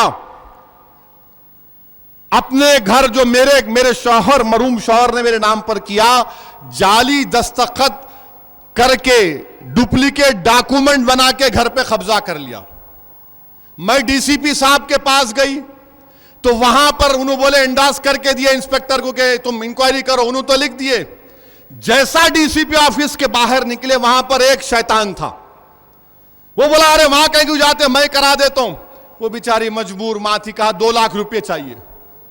یہ بیچاری اماں جو ہے قرضہ لی جا کر 2 لاکھ روپے، 2 لاکھ روپے لے لی اور اس کو دی۔ وہ آ کے بولی کیا کروں اسد صاحب، 2 لاکھ روپے اس کو دی۔ میرا اماں ہم کہیں کو بیٹھے دارالسلام میں، کیوں دیا ایسے ذلیلوں کو؟ اب وہ کیا کیا، وہ ایجنٹ، وہ شیطان کا بچہ، نام نہیں لے رہا ہوں، میری آواز اس تک جا رہی ہے، بیٹا پیسے واپس کر دے ورنہ خلوت کے جلسے میں تیرا نام بول دوں گا میں لوگوں کے سامنے۔ وہ جا کے اس کے بیٹے سے بولا تو بھی 2 لاکھ دے۔ ایسے لوگ ہو چکے ہیں۔ بچو میرے بھائی، کیسی اولاد ہے جو اپنے مرحوم باپ کی جائیداد سے اپنی ماں کو محروم کر دیتے ہیں. کیا کرو گے تم؟ کل نہیں جائیں گے اللہ کے پاس، کل جواب نہیں دیں گے اللہ کے پاس، کل اللہ کے پاس حساب کتاب نہیں ہوگا. کیا کرو گے وہ زمین لے کر؟ ارے تو اپنی ماں کو دھوکہ دے رہا ہے جو 9 مہینے تجھے اپنی پیٹ میں رکھی. تو اپنی ماں کو دھوکہ دے رہا ہے جو تجھے پالی پوسی تکالیف اٹھائی. ارے تو اس ماں کو دھوکہ دیا ظالم جس نے کئی کئی رات تیرے لیے کھڑے ہو کر گزارا ہوگا. ارے سنبھل جا سنبھل جا سنبھل جا. حضرت موسیٰ علیہ السلام سے اللہ نے کہا ہے موسیٰ جو میرا نافرمان ہوتا ہے اور ماں باپ کا فرما بردار ہوتا ہے میں اس کو فرما برداروں کی لسٹ میں اس کا نام لکھتا ہوں. یعنی اللہ کا نافرمان ہے مگر ماں باپ کا فرما بردار ہے. تو اللہ حضرت موسیٰ سے کہہ رہا ہے کہ میں اپنے فرما برداروں میں اس کا نام لکھتا ہوں. جو دنیا میں بڑے اچھے دکھتے ہیں میں جانتا ہوں تم کتنے اچھے ہو. تمہاری ماں باپ اگر ضعیف ہیں تو ان کا خیال رکھو. اف تک مت بولو ان لوگوں کو، اف مت بولو. اور علماء نے لکھا کہ ہر گناہ کی سزا اللہ آخرت میں دے گا مگر ماں باپ کی نافرمان کی سزا اللہ دنیا میں دے گا. میرے بھائی یہ جو ہمارے ماں باپ اگر کسی کے زندہ ہیں خوب خدمت کرو. رسول اللہ صلی اللہ علیہ وسلم سے پوچھا رسول اللہ میری ماں نہیں ہے تو کہا اپنی اولاد پر رحم کر، وہ بھی تیرے رحم کے مستحق ہے. اپنی اولاد پر رحم کرو، اپنے گھر میں اچھا رہو، دنیا کی فکر چھوڑو. بس سارے محلے میں تعریف کرنا ارے کیا اچھا ہے بھائی، وہاں کوئی مر گئے تو انہیں پہلے چل جاتے. گھر میں بیوی کو دیکھو ذرا، کسی کے بازو والے کے پاس کچھ ہوا فوراً چلے گئے پانی لاؤں، اماں کو پانی نہیں پلاتے. وہاں پہ کچھ ہو گیا پہلے بھاگ گئے. آنٹی کچھ ہو نا بیوی کو نہیں بولتا کچھ بھی. بیوی کیا کرنا تیری، سارے دنیا میں پھریں گے سب کی خوشامد تاری. ارے گھر میں ہیرو بنو رے، پہلے گھر میں ہیرو بنو. اپنی بیوی بولنا کہ ہاں میرا ہیرو آ گیا. مرینو کیا انہیں محلے والے بولنا ہیرو آ گیا ہے، ڈال دیا انہیں کہ اپنا کالر چڑھا لیے اب آ گئے. نہیں میرے بھائی یہ نہیں چلنے والا. اور میں ہاتھ جوڑ کے آپ سے بول رہا ہوں پلیز یہ سیلفی کو روک دو بھائی. عجیب و غریب آج کل کا ماحول بنا ہوا ہے. ہمارے پاس ایک تہذیب کا حصہ ہے دکن کا السلام علیکم. آج کل کیا ہو گیا السلام علیکم کیا ہے بولتا ہے سیلفی. ارے میلا کیا ایک 2-3 بار تو ڈر گیا میں، میلا کیا کر رہا نہیں سیلفی لے رہا ہوں. ارے میلا میرے پہ کیوں گر رہا، میں سیلفی لینا ہی ہوں. مدینہ شریف کو گیا گناہگار اسد الدین اویسی، ان سبز جالیوں کے پاس بیٹھ کر اپنی دل کی بھڑاس نکال رہا ہے. باہر نکلے ایک سیلفی. ارے میں بولا گنبد خضرا ہے ظالم، دیکھ یہاں اس کو دیکھ کے اپنے دل میں اتار لے. یہی سیلفی سب سے بڑی سیلفی. یہ سیلفی کیا کرے گا لے کے خبر میں جائے گا کیا. عجیب ماحول ہے آج کل. عمرہ کر رہے فوراً فیس بک پہ اپڈیٹ آئی ڈیڈ عمرہ، میں ابھی عمرہ کر لیا الحمدللہ. ارے آپ فیس بک کے لیے کرے عمرہ، اپنی اماں کے لیے کرو، اپنے باپ کے لیے، مرحوم باپ کے لیے، اپنی اولاد کے لیے دعا کرو. دوستوں کے ساتھ کھڑے ہوئے گنبد خضرا ہے وتھ مائی فرینڈز سیلفی آ رہی. میں ایک کو بولا کہ پوچھا میرا بھائی صاحب یہ آپ کو معلوم یہ گنبد خضرا کیا ہے؟ آپ کو معلوم اس جگہ کی عظمت معلوم؟ جس جگہ پر رسول اللہ صلی اللہ علیہ وسلم آرام فرما رہے وہ جگہ اللہ کے عرش سے بھی متبرک ہے اور تم وہاں سیلفی. سمجھو میرے بھائی ایک بار فرشتے آتے دوبارہ نہیں آتے. مسجد نبوی میں احترام کرو. سیلفی لینا ہے تو اچھا ہے لو، اماں سے لو، یادگار تو بھی رہے گی. اماں کے پیروں پہ سر رکھ کے سیلفی لو تاکہ جب تم بوڑھے ہو جاؤ گے تو اپنی اولاد کو پتا دیکھو یہ میری اماں سے میری محبت تھی کہ میں اپنے اماں کے پیروں پر اپنا سر رکھ دیا. سیلفی لو تو ایسی سیلفی لو کہ تمہارا باپ کھا نہیں سک رہا تم اپنے ہاتھ سے کھلاؤ. تمہارا باپ کھانا نہیں کھا سیلفی لو، بولو اپنے بچوں کو دیکھ یہ میرا باپ جب ضعیف تھا میں نے اپنے ہاتھوں سے کھلایا اس کو. یہ سیلفی لو. مگر نہیں، سیلفی بس ایسی سیلفی، ایسی سیلفی، سلام علیکم یوں. آج کل یہ ہوگا. یہ کب سے سیل فون میں کیمرہ نکلا، پریشانی. ایئرپورٹ پہ جاؤ ایک سیلفی. ایک بار تو میں ٹوائلٹ میں گیا، وضو کر کے نکلوں گا، باہر نکلو 1 منٹ، مطلب کیا سیلفی، مطلب اندر چلو نا، وہاں کہیں کو لیتے، اندر ہی نہ لیں گے. کلرفل سیلفی آتی. ارے کیا بول رہے ہیں، کیا کروں بھائی، ارے ذرا وضو تو کر لینے دے. نہیں، ایک سیلفی. سیلفی سیلفی نہیں، نفسی نفسی کو یاد رکھو. تم سیلفی سیلفی بول رہے، آج حشر کا میدان ہوگا، آگ جہنم کی آسمانوں سے اونچی ہوگی، پوری امت پریشان ہوگی. پکار کر کہے گی امت، کیا ہے آگ ٹھنڈی ہو جا. اس میں روزہ دار ہیں، اس میں شہید ہیں، اس میں صدیقین ہیں، اس میں ولی ہیں، اس میں اولیاء ہیں. آگ ٹھنڈی نہیں ہوتی. اور پھر کیا ہوتا اس وقت؟ نفسی نفسی نفسی نفسی پکار. پورے لوگ انبیاء پکاریں گے. اور کون پکارے گا؟ امتی امتی امتی رحمت اللہ علیہ. ارے سیلفی پھر شروع ہو گئے. رسول اللہ صلی اللہ علیہ وسلم ارشاد فرمائیں گے امتی امتی. اب آگ اونچی ہوگی، گرمی ہوگی.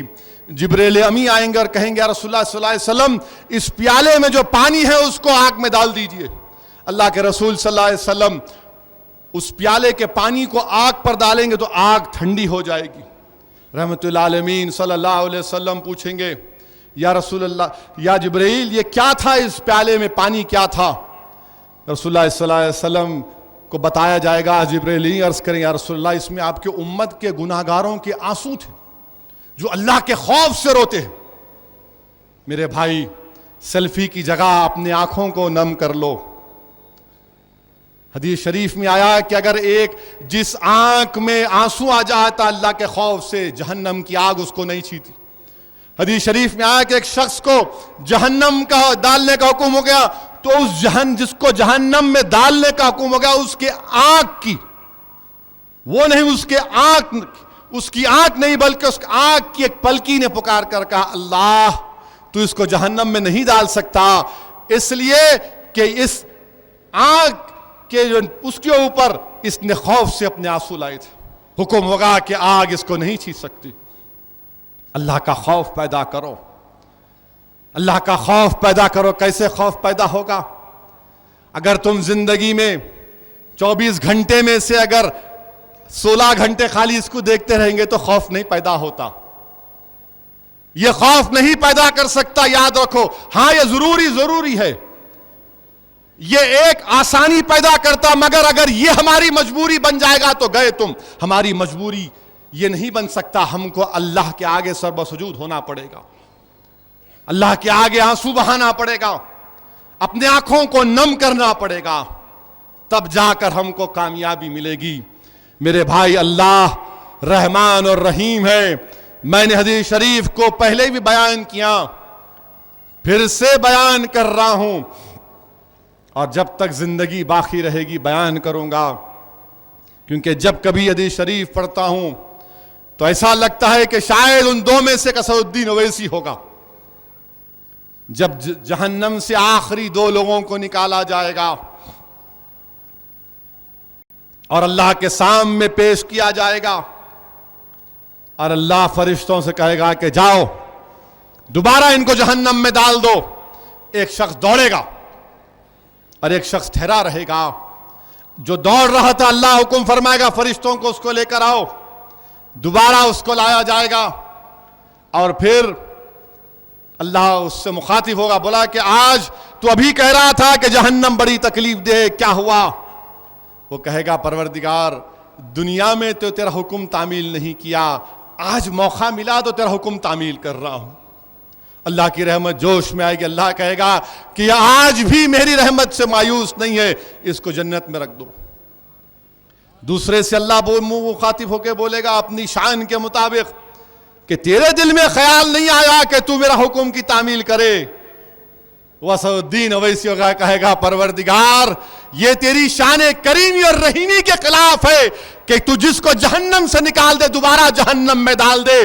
तू ला तक़नतू मिन रहमतिल्लाह कहने वाला है, मैं तेरी रहमत का मोहताज हूं। अल्लाह कहेगा ये आज भी हमारी रहमत का मोहताज है और उम्मीद रहम है, उसको ले जाकर जन्नत में डाल दो।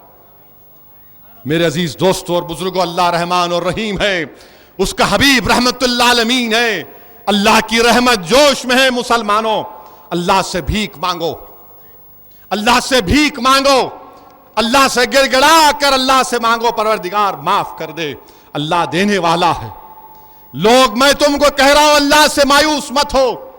जब हिसाब किताब हो जाएगा, जन्नत जिसको अता कर दी जाएगी, जब वो लोग देखेंगे कि जहन्नम में ऐसे लोग हैं जिनको जानते, अल्लाह से कहेंगे अल्लाह इसमें असदुद्दीन अवैसी भी है, इसमें असदुद्दीन अवैसी है, इसमें जानने वाले हैं। तो अल्लाह उन नेक बंदों वलियों की बात को सुनेगा, कहेगा कि ठीक है तुम जिसको जानते निकाल लो।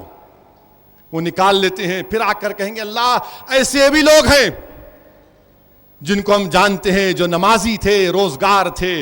अल्लाह कहेगा कि देखो उनके सीने में 1 दिनार बराबर ईमान है, उनको भी निकाल लिया जाएगा। फिर आकर अल्लाह से रहम करें, भीख मांगेंगे, परवरदिगार ऐसे लोग भी हैं जिनके सीनों में निस्फ यानी आधा दिनार बराबर ईमान है। अल्लाह हुक्म फरमाएगा मेरी रहमत जोश में निकाल लो।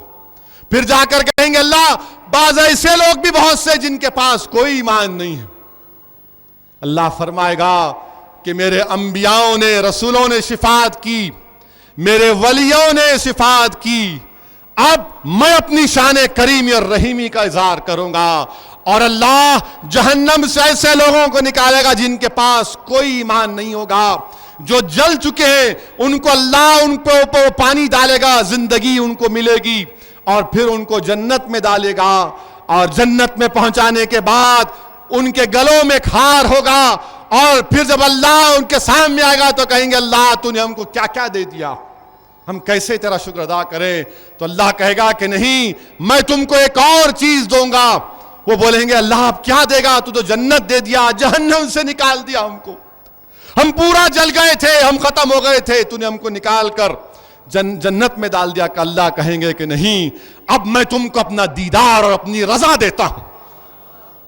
मेरे अजीज दोस्तों और बुजुर्गों, अल्लाह रहमान और रहीम है। मेरे भाई याद रखो, जिनके पास दौलत नहीं है और जिनके पास दौलत है, जितना अल्लाह दिया उस पर इक्तफा करो, जितना अल्लाह तुमको दिया उस पर राजी हो जाओ। जिनके पास दौलत है हिरस मत करो और जिनके पास नहीं है तुम परेशान मत हो। क्योंकि इमाम गज़ाली रहमतुल्लाह अलैह अपनी किताब में हदीस शरीफ लिखते हैं कि ऐसे लोग भी होंगे जब सूर फूका जाएगा, खबरों से लोग उठेंगे तो सीधा वो लोग अल्लाह उनको पर देगा, उड़ते जन्नत में जाएंगे। और जब जन्नत में जाएंगे तो जन्नत के फरिश्ते पूछेंगे कि क्या तुम्हारा हिसाब किताब हुआ? बोलेंगे नहीं हुआ। तुमने जहन्नम को देखा? नहीं देखे। क्या तुमने पुलिस रात को देखा? नहीं देखा। फिर तुम यहां कैसे आ गए? तो वो लोग क्या कहते हैं, हमने 2 चीजें हमारे पास थी, हम गुनाह कभी करना तो छोड़ो, हम गुनाह के बारे में सोचते भी नहीं थे, और हम जो जितनी भी दौलत अल्लाह हमको दिया हम उसमें राजी हो जाते थे। तो याद रखो, जो अल्लाह की दी चीज पर राजी हो जाता है, अल्लाह उसके कम अमाल पर राजी हो जाता है। अल्लाह तुम्हारे और हमारे कम अमाल पर राजी हो जाता है। और मेरे भाई, इसीलिए आपसे कह रहा हूं कि आज इस माह मुबारक में हमको अल्लाह से भीख भी मांगना है। ये खत्म कर दूं या 10 मिनट और बोल सकता हूं? Okay, thank you. 10 मिनट इंशाअल्लाह ताला। हाँ, फिर शुरू हो गए। ठहर जाइए, आप ठहर जाइए। इलेक्शन में वोट डाला हो, नारे नक्को मारो, पोलिंग का परसेंटेज गिरते जा रहा। अब रमजान में इलेक्शन आया तो क्या करेंगे आप लोग? वोट डालते या बोलेंगे नहीं था रोजा खोल के डाल तो पोलिंग हो जाती। मेरे भाई, ये मेरे को नारों का शौक नहीं है, तुम्हारे नारे मारने से मैं खुश नहीं होता हूं। आपको और हमको जुस्तजू करना है, मेहनत करना है। رمضان میں بھی الیکشن آ گیا تو 98-100% پولنگ کرنا ہے انشاءاللہ تعالی.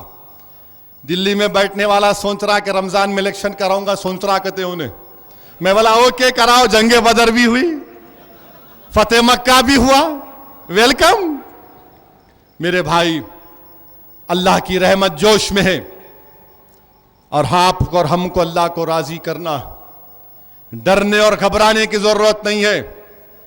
میں ہر بار یہ بات کو دہرا رہا ہوں کہ ڈرنے اور گھبرانے کی ضرورت نہیں ہے. ہم حسبنا اللہ و نعم الوکیل بولنے والے ہیں. جو لوگ آج ہندوستان میں مسلمانوں کو مار رہے ہیں, یہ گاؤں رکشکوں جو میں تم سے کہہ رہا ہوں, اور تمہارے سیاسی اور تمہارے گروؤں اور تمہارے باپ سے کہہ رہا ہوں, تم ہم کو مار مار کر ہماری جان لے رہے ہو تو ہم کو تم کچھ نہیں کر سکتے. یاد رکھو تم کو بھی موت آئے گی, تم کو بھی موت آئے گی. اور تمہاری روح قبض کرنے کون آئیں گے معلوم؟ جو کتوں کی روح قبض کرنے آتے وہ لوگ آئیں گے تمہارے آستے, وہ لوگ آئیں گے تمہارے آستے انشاءاللہ تعالی. آج ہم کو مار رہے ہیں. ظفر خان کو مار دیے راجستھان میں. کل تک گائے کے نام پر مارتے تھے, ممی کے نام پر مارتے تھے, اب سوچھ ہے بھارت کے نام پہ مار رہے. ظفر خان کے صبح صبح گھر کو آئے, اس کی ماں, اس کی بیوی, گھر والے, ٹوائلٹ نہیں تھا تو لوٹا لے کر جاتے, گاؤں میں پورا اسی ہوتا. تو گورنمنٹ کے آفیسر آئے, بلدیہ کا کمشنر گیا, جا کے ان عورتوں کی فوٹو لے رہا تھا جو بیٹھ کر, تو یہ غیور باپ, غیور شوہر بولا مت لو, کیا کر رہے آپ, یہ میرے گھر میں ٹوائلٹ نہیں ہے, کیا کریں گے, صبح اٹھ کے جانا پڑتا کھیتوں میں. تو راجستھان کی بلدیہ کا کمشنر گورنمنٹ کو ددار ظفر خان کو مار مار کے اس کو شہید کر دیا. بتائیے آپ, پیلو خان کو مار دیے, اخلاق کو مار دیے, جھارکھنڈ لاتہار میں مار دیے, ہماچل میں ڈرائیوروں کو بھگا بھگا کر مار دیے, جموں میں ڈرائیور کو مار دیے. ارے یہ کون ہے بھائی؟ مسٹر مودی, یہ گاؤں رکشکوں کو کیوں نہیں روک پاتے آپ؟ کیا چاہتے ہیں آپ؟ صرف ایک تقریر کر دیے تو ہو جائے گا کیا؟ کیا آپ میں اتنی طاقت نہیں ہے ان گاؤں رکشکوں کو بٹھانے کے لیے؟ یہ تو پورے آپ کے چمچے ہیں نا, یہ تو پورے تمہارے نام لیوا ہیں, یہ تو پورے تمہارے ساورکر کے نام لیوا ہیں, گولوالکر کا نام لیوا ہے لوگ. کیا تم ان کو بٹھا نہیں سکتے؟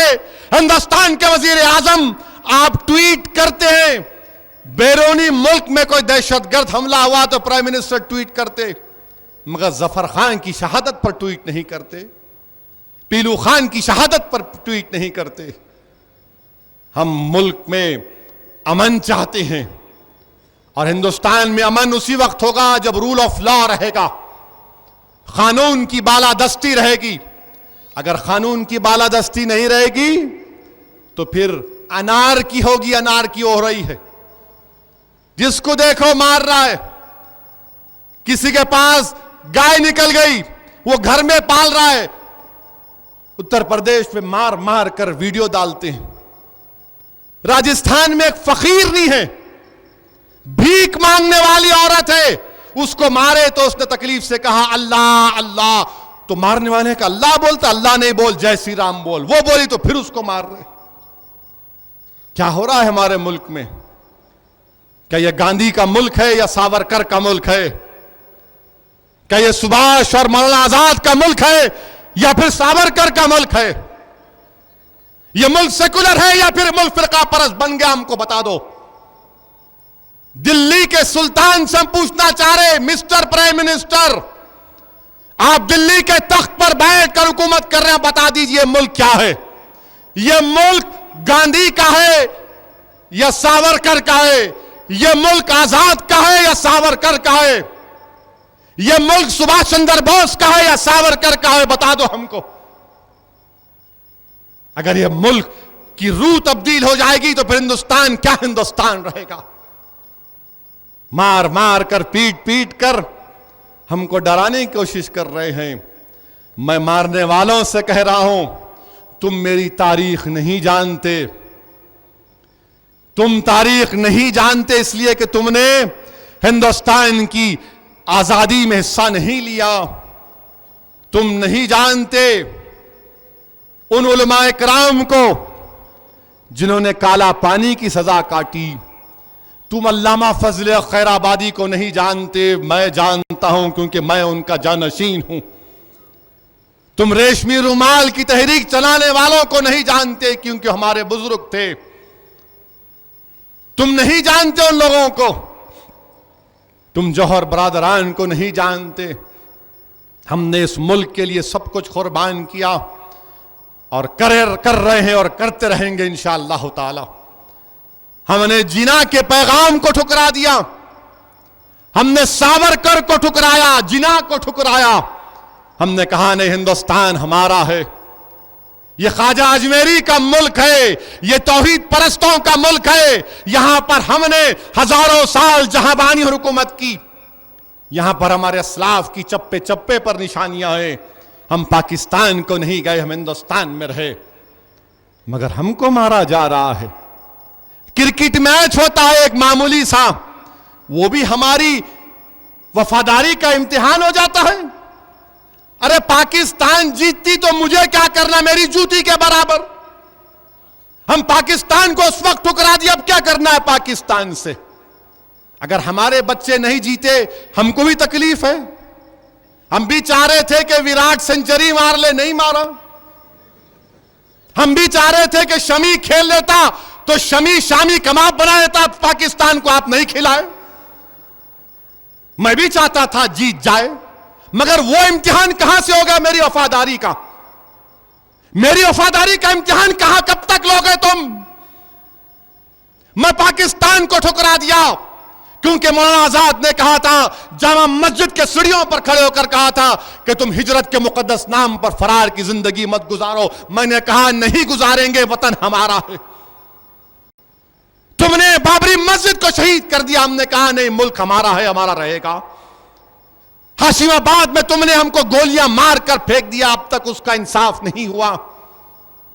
ہمارا ملک ہے, ہم نے ملک کو برداشت کیا, ملک ہمارا ہے. ہم نے ملک کو کہا نہیں, ملک ہمارا. بمبئی کے گلیوں پر, روڈوں پر تم نے 900 لوگوں کو مار دیا. ہندوستانی مرے نا, انصاف نہیں ہوا. مگر ہندوستان زندہ باد کے نعرے ہم آج بھی لگاتے اور کل بھی لگائیں گے. اور جب بات بمبئی کی نکلی, ممبئی کے بلاسٹوں میں 260 لوگ ہندوستانی مارے گئے, 100 لوگوں کو سزا ہو گئی. اس میں یعقوب میمن کو پھانسی بھی ہو گئی. مگر جو بمبئی کے فساد اس سے پہلے ہوئے تھے, 900 لوگ مر گئے تھے, ایک کو بھی سزا نہیں ہوئی. بتاؤ یہ کون سا انصاف ہے. تم بولتے اسدالدین اویسی کی زبان کڑوی کیوں ہے. یہ تمہاری ناانصافی میری زبان کو کڑوی کرتی ہے کہ 900 مر گئے, ایک کو سزا نہیں مل سکتی, ایک کو سزا نہیں مل سکتی. یہ آپ کا انصاف ہے. حکومت کرنے والوں, یہ تمہارا انصاف کا پیمانہ. بتاؤ میرے عزیز دوستوں اور بزرگوں, کیا کیا قربانیاں ہم نہیں دیے اور دیتے رہیں گے انشاءاللہ تعالی. ہندوستان کی سالمیت پر خطرہ آنے نہیں دیں گے, آنچ آنے نہیں دیں گے. میں مذمت کرتا ہوں جو کل کشمیر میں جو D S P police officer کو مارا گیا, لنچ کر دیا گیا, میں مذمت کرتا ہوں اس کی. یہ کام نہیں کرنا چاہیے تھا, غلط کام ہوا. مگر کشمیر کی پالیسی کیا ہے مسٹر مودی آپ کی؟ کون سی کشمیر کی پالیسی آپ کے پاس ہے؟ آپ کی اور محبوبہ کی حکومت ہے. کون سا محبوب کارنامہ آپ نے انجام دے دیا کشمیر, بتاؤ. ہاں آپ کے ٹی وی چینل آپ کا باجا روز بجاتے ہیں 9 بجتے کی, مگر ان کے باجا بجانے سے حقیقت چھپ نہیں سکتی, سچائی نہیں چھپ سکتی. میرے بھائی, انصاف کی جب بات آئی, یہی مکہ مسجد ہے, وہی جگہ ہے جہاں پر لوگ شہید ہوئے تھے. اسیم انند کو بیل ہو گئی. असीम आनंद को बेल हो गई और आप अपील नहीं करते मिस्टर मोदी? असीम आनंद को बेल हो गई मिस्टर मोदी, आप अपील नहीं करते? जो लोग मिस्टर मोदी से जाकर मुलाकात कर रहे हैं, मिलके मेरे को बोलते हो इसी साहब हम मिल के आए, मिला मुबारक, क्या बोलूं? आप कभी ये भी तो पूछते कि असीम आनंद की बेल के खिलाफ अपील हो जाती? मगर हम जेलों में सड़ते हैं, जेल को ला रहे हैं तो एनकाउंटर कर दिया जाता है। मगर इंसाफ है तुम्हारा? इंसाफ कि मैं तबाह बर्बाद हो रहा हूं, निस्तो नाबूद करने की तुम्हारी साजिश और कोशिशें, मगर याद रखो मैं खत्म होने वाला नहीं हूं। सुन लो, जो ये अज़म लेकर आए हैं कि हमको खत्म कर देंगे, नहीं, तुम मेरी तारीख को नहीं जानते। हजरत बिलाल को गरम गरम रेत पर गरम गरम पत्थर सीनों पर रख दिए गए। मैं हजरत बिलाल का नाम लेवा हूं जिन्होंने अहद अहद का नारा लगाया। तुमने पाक दामन हजरत सुमैया पर नेजा मारा, वो मेरी अम्मा है, मैं उनकी कुर्बानी को भूलने वाला नहीं हूं। यासर को तुमने रस्सियों में बांधकर जिस्म के 2 टुकड़े कर दिए, मैं यासर का नाम लेवा हूं। तुम हजरत खबाब को फांसी के फंदे पर चढ़ाया तो उन्होंने मुस्कुराकर उसका मौत का सामना किया। तुम मुझे खत्म नहीं कर सकते, याद रखो। तुम मेरे हौसले को दबा नहीं सकते। हां, तुम एक असदुद्दीन ओवैसी की जान ले सकते, मगर तुम 14 करोड़ 17 करोड़ फर्जंदाए तौहीद की हिम्मत और हौसले को खत्म नहीं कर पाओगे। हम हिंदुस्तान में थे और रहेंगे। ये हमारे बाप का मुल्क है और बाप के मुल्क में हम शान से रहेंगे। अपने हक के लिए लड़ेंगे जो हिंदुस्तान का दस्तूर हमको दिया है। हम यहां पर किराएदार नहीं थे, ना किराएदार बनकर रहेंगे, ना तुमको मालिक मांगेंगे। हम बराबर है, तुम्हारे साथ रहेंगे इंशाअल्लाह ताला। हम साथ रहेंगे, बरसों से साथ रहते आए, साथ रहेंगे। और फिर लतीफा तो यह है कि एक जज साहब रिटायर होने के दिन एक फैसला दिए, अच्छा है, मगर हैरत अंगेज बात मेरे को समझ में नहीं आई। मोर बच्चे कैसा पैदा करता मालूम आपको? मोर। जज साहब बोले, या लॉर्डशिप बोले कि मोर क्या करता, जाके मोरनी के आंसुओं को चूस लेता कहते, बस बच्चा होगा। मैं बोला ओफो, ये तो साइंस की नई तहकीक है, ये नई डिस्कवरी है, नोबेल प्राइज। मैं फौरन नेहरू जूलॉजिकल पार्क में कोई उनको बोला, देखे टीवी पे, तो उन्होंने बोले असद साहब आपके पैर पड़ता हूं, फोन रख दो, आप मालूम क्या बोलने वाले। मैं नहीं, मोर कैसा पैदा होता? अरे बोले अरे जान दो साहब, आप फोन रख। नहीं भाई बता मेरे को। बोले कहीं रिकॉर्ड तो नहीं कर रहे फोन को? बोला नहीं, रिकॉर्ड मैं नहीं करता। बोले गलत बोले। मैं जो लोग कह रहे हैं कि गाय को काटने पर फांसी दी जाए, मैं उनसे अदबन कहना चाह रहा हूं कि सरकार आप अपनी गवर्नमेंट से बोल दो 1 लाख करोड़ का बजट में प्रावधान कर दे, प्रोविजन कर दे, सब ठीक हो जाएगा। ले लो आप 1 लाख करोड़ रख दो। बोलो कि हर स्टेट को 5-5 हजार करोड़ खाली गाय के प्रोटेक्शन के लिए। पैसे ही नहीं है, पैसे ही नहीं है। किसान खुदकशी कर रहा है, मगर खुदकशी क्यों कर रहा है उनके ऊपर कोई नहीं बोलेगा। मोदी सरकार के 3 साल में 40,000 किसान खुदकशी कर लिए, मगर अच्छे दिन की बात होती है, अच्छे दिन की बात होती है। मध्य प्रदेश में फायरिंग से लोग मारे जाते, अच्छे दिन की बात होती है।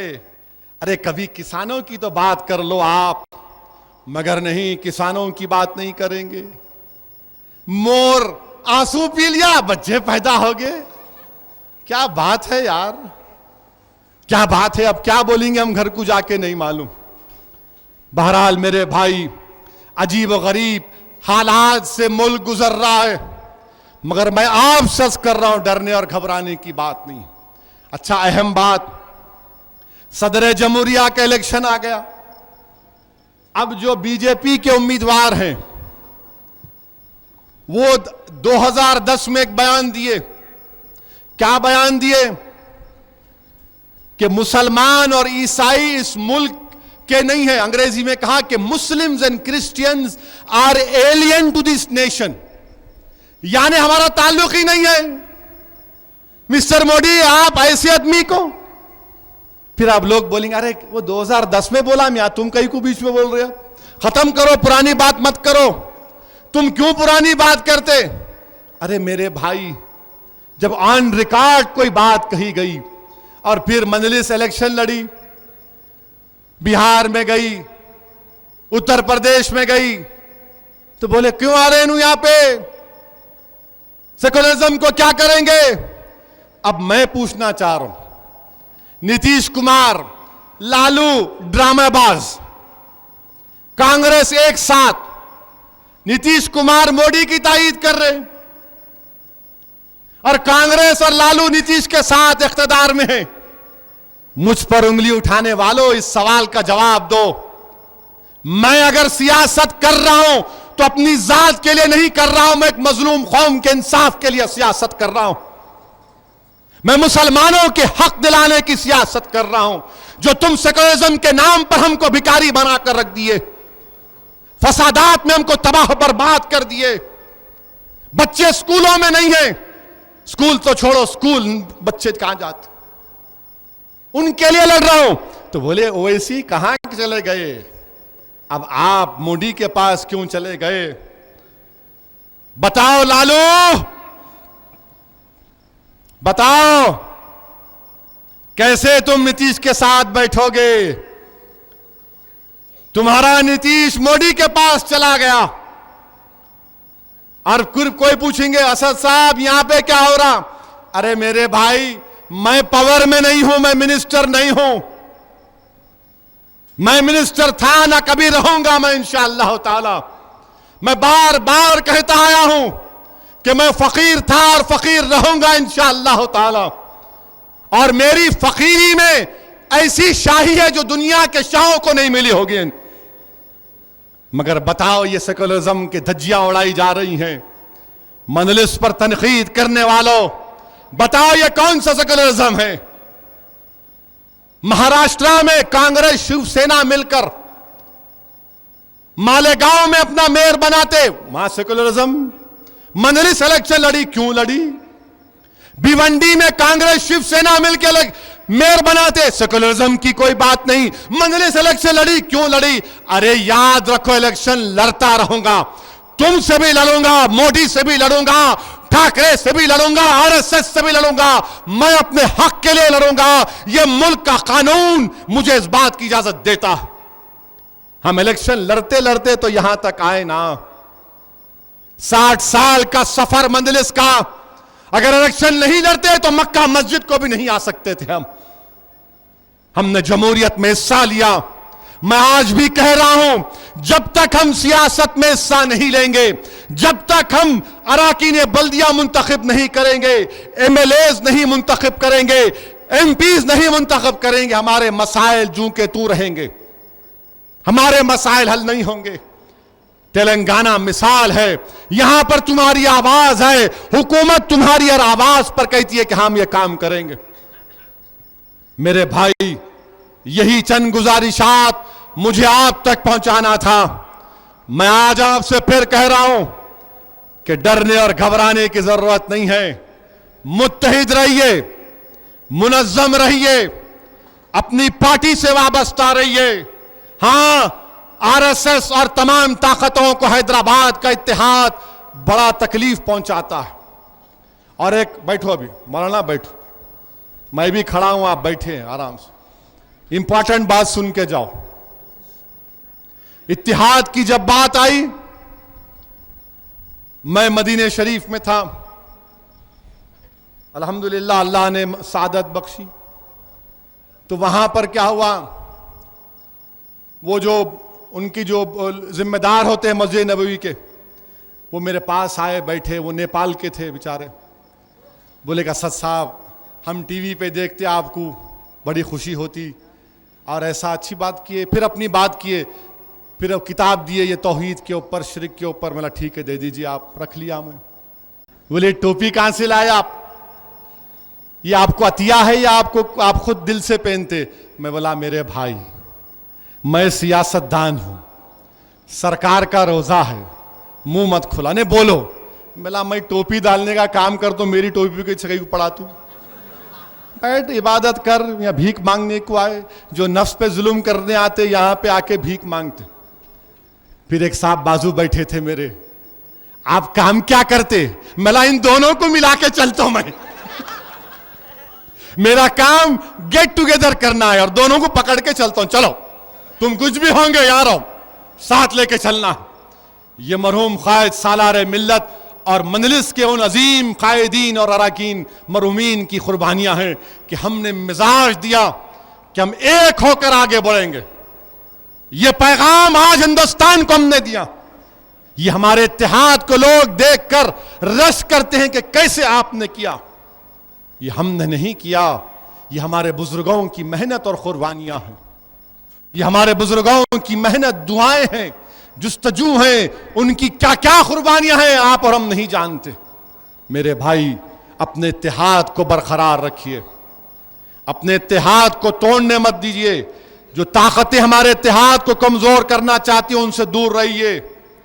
ہاں بڑی فکر ہے ناگپور کو حیدرآباد کی. حیدرآباد میں ایسا کریں گے پیارے، تم کو 90 سال لگے چڈی سے پینٹ پہننے میں. حیدرآباد میں انشاءاللہ تعالی کچھ نہیں ہوگا. یہ توحید پرستوں کی سرزمین ہے، یہ گنگا جمنی زمین کی سرزمین ہے. حیدرآباد کا ہندو بھی متحد ہوگا مجلس کے لیے، حیدرآباد کا مسلمان بھی ایک ہو کر آگے بڑھے گا انشاءاللہ تعالی. ہندوستان کے کیا کونے میں کیا ہوتا ہے ہم کو پرواہ نہیں ہے، مگر یہاں پر انشاءاللہ تعالی مجلس اتحاد المسلمین کی کامیابی ہوتی آئی ہے. میری کامیابی نہیں، یہ ہماری کامیابی ہے. یہ میری کامیابی نہیں، یہ تمہاری کامیابی ہے. یہ اجتماعیت کی کامیابی ہے، یہ ہمارے اتحاد کی کامیابی ہے. اس اتحاد کے سفر کو ہم کو جاری اور ساری رکھنا پڑے گا. اپنی جماعت سے متحد رہیے اور آنے والی تاخرات کو اس رمضان کے ماہ مبارک میں جو چند دن باقی ہیں خوب دعا کریے مجلس اتحاد المسلمین کے لیے. میرے بھائی مجھے ڈر نہیں ہے کہ میری موت آ جائے، مجھے ڈر صرف اس بات کا ہے کہ جس مقام پر میں کھڑا ہوں مجھے اللہ کے پاس جواب دینا ہے. اسی لیے ہر محاذ پر جاتا ہوں، لڑتا ہوں، آواز اٹھاتا ہوں. ہندوستان کی لوک سبھا میں اگر کوئی نہیں اٹھاتا تو ایک تمہارا دیوانہ اٹھاتا ہے. اس آواز یہ میری نہیں، یہ تمہاری آواز ہے. اس آواز کو مضبوط کریے، مجلس کے لیے دعا کریے. وآخر الدعوانا الحمدللہ رب العالمین.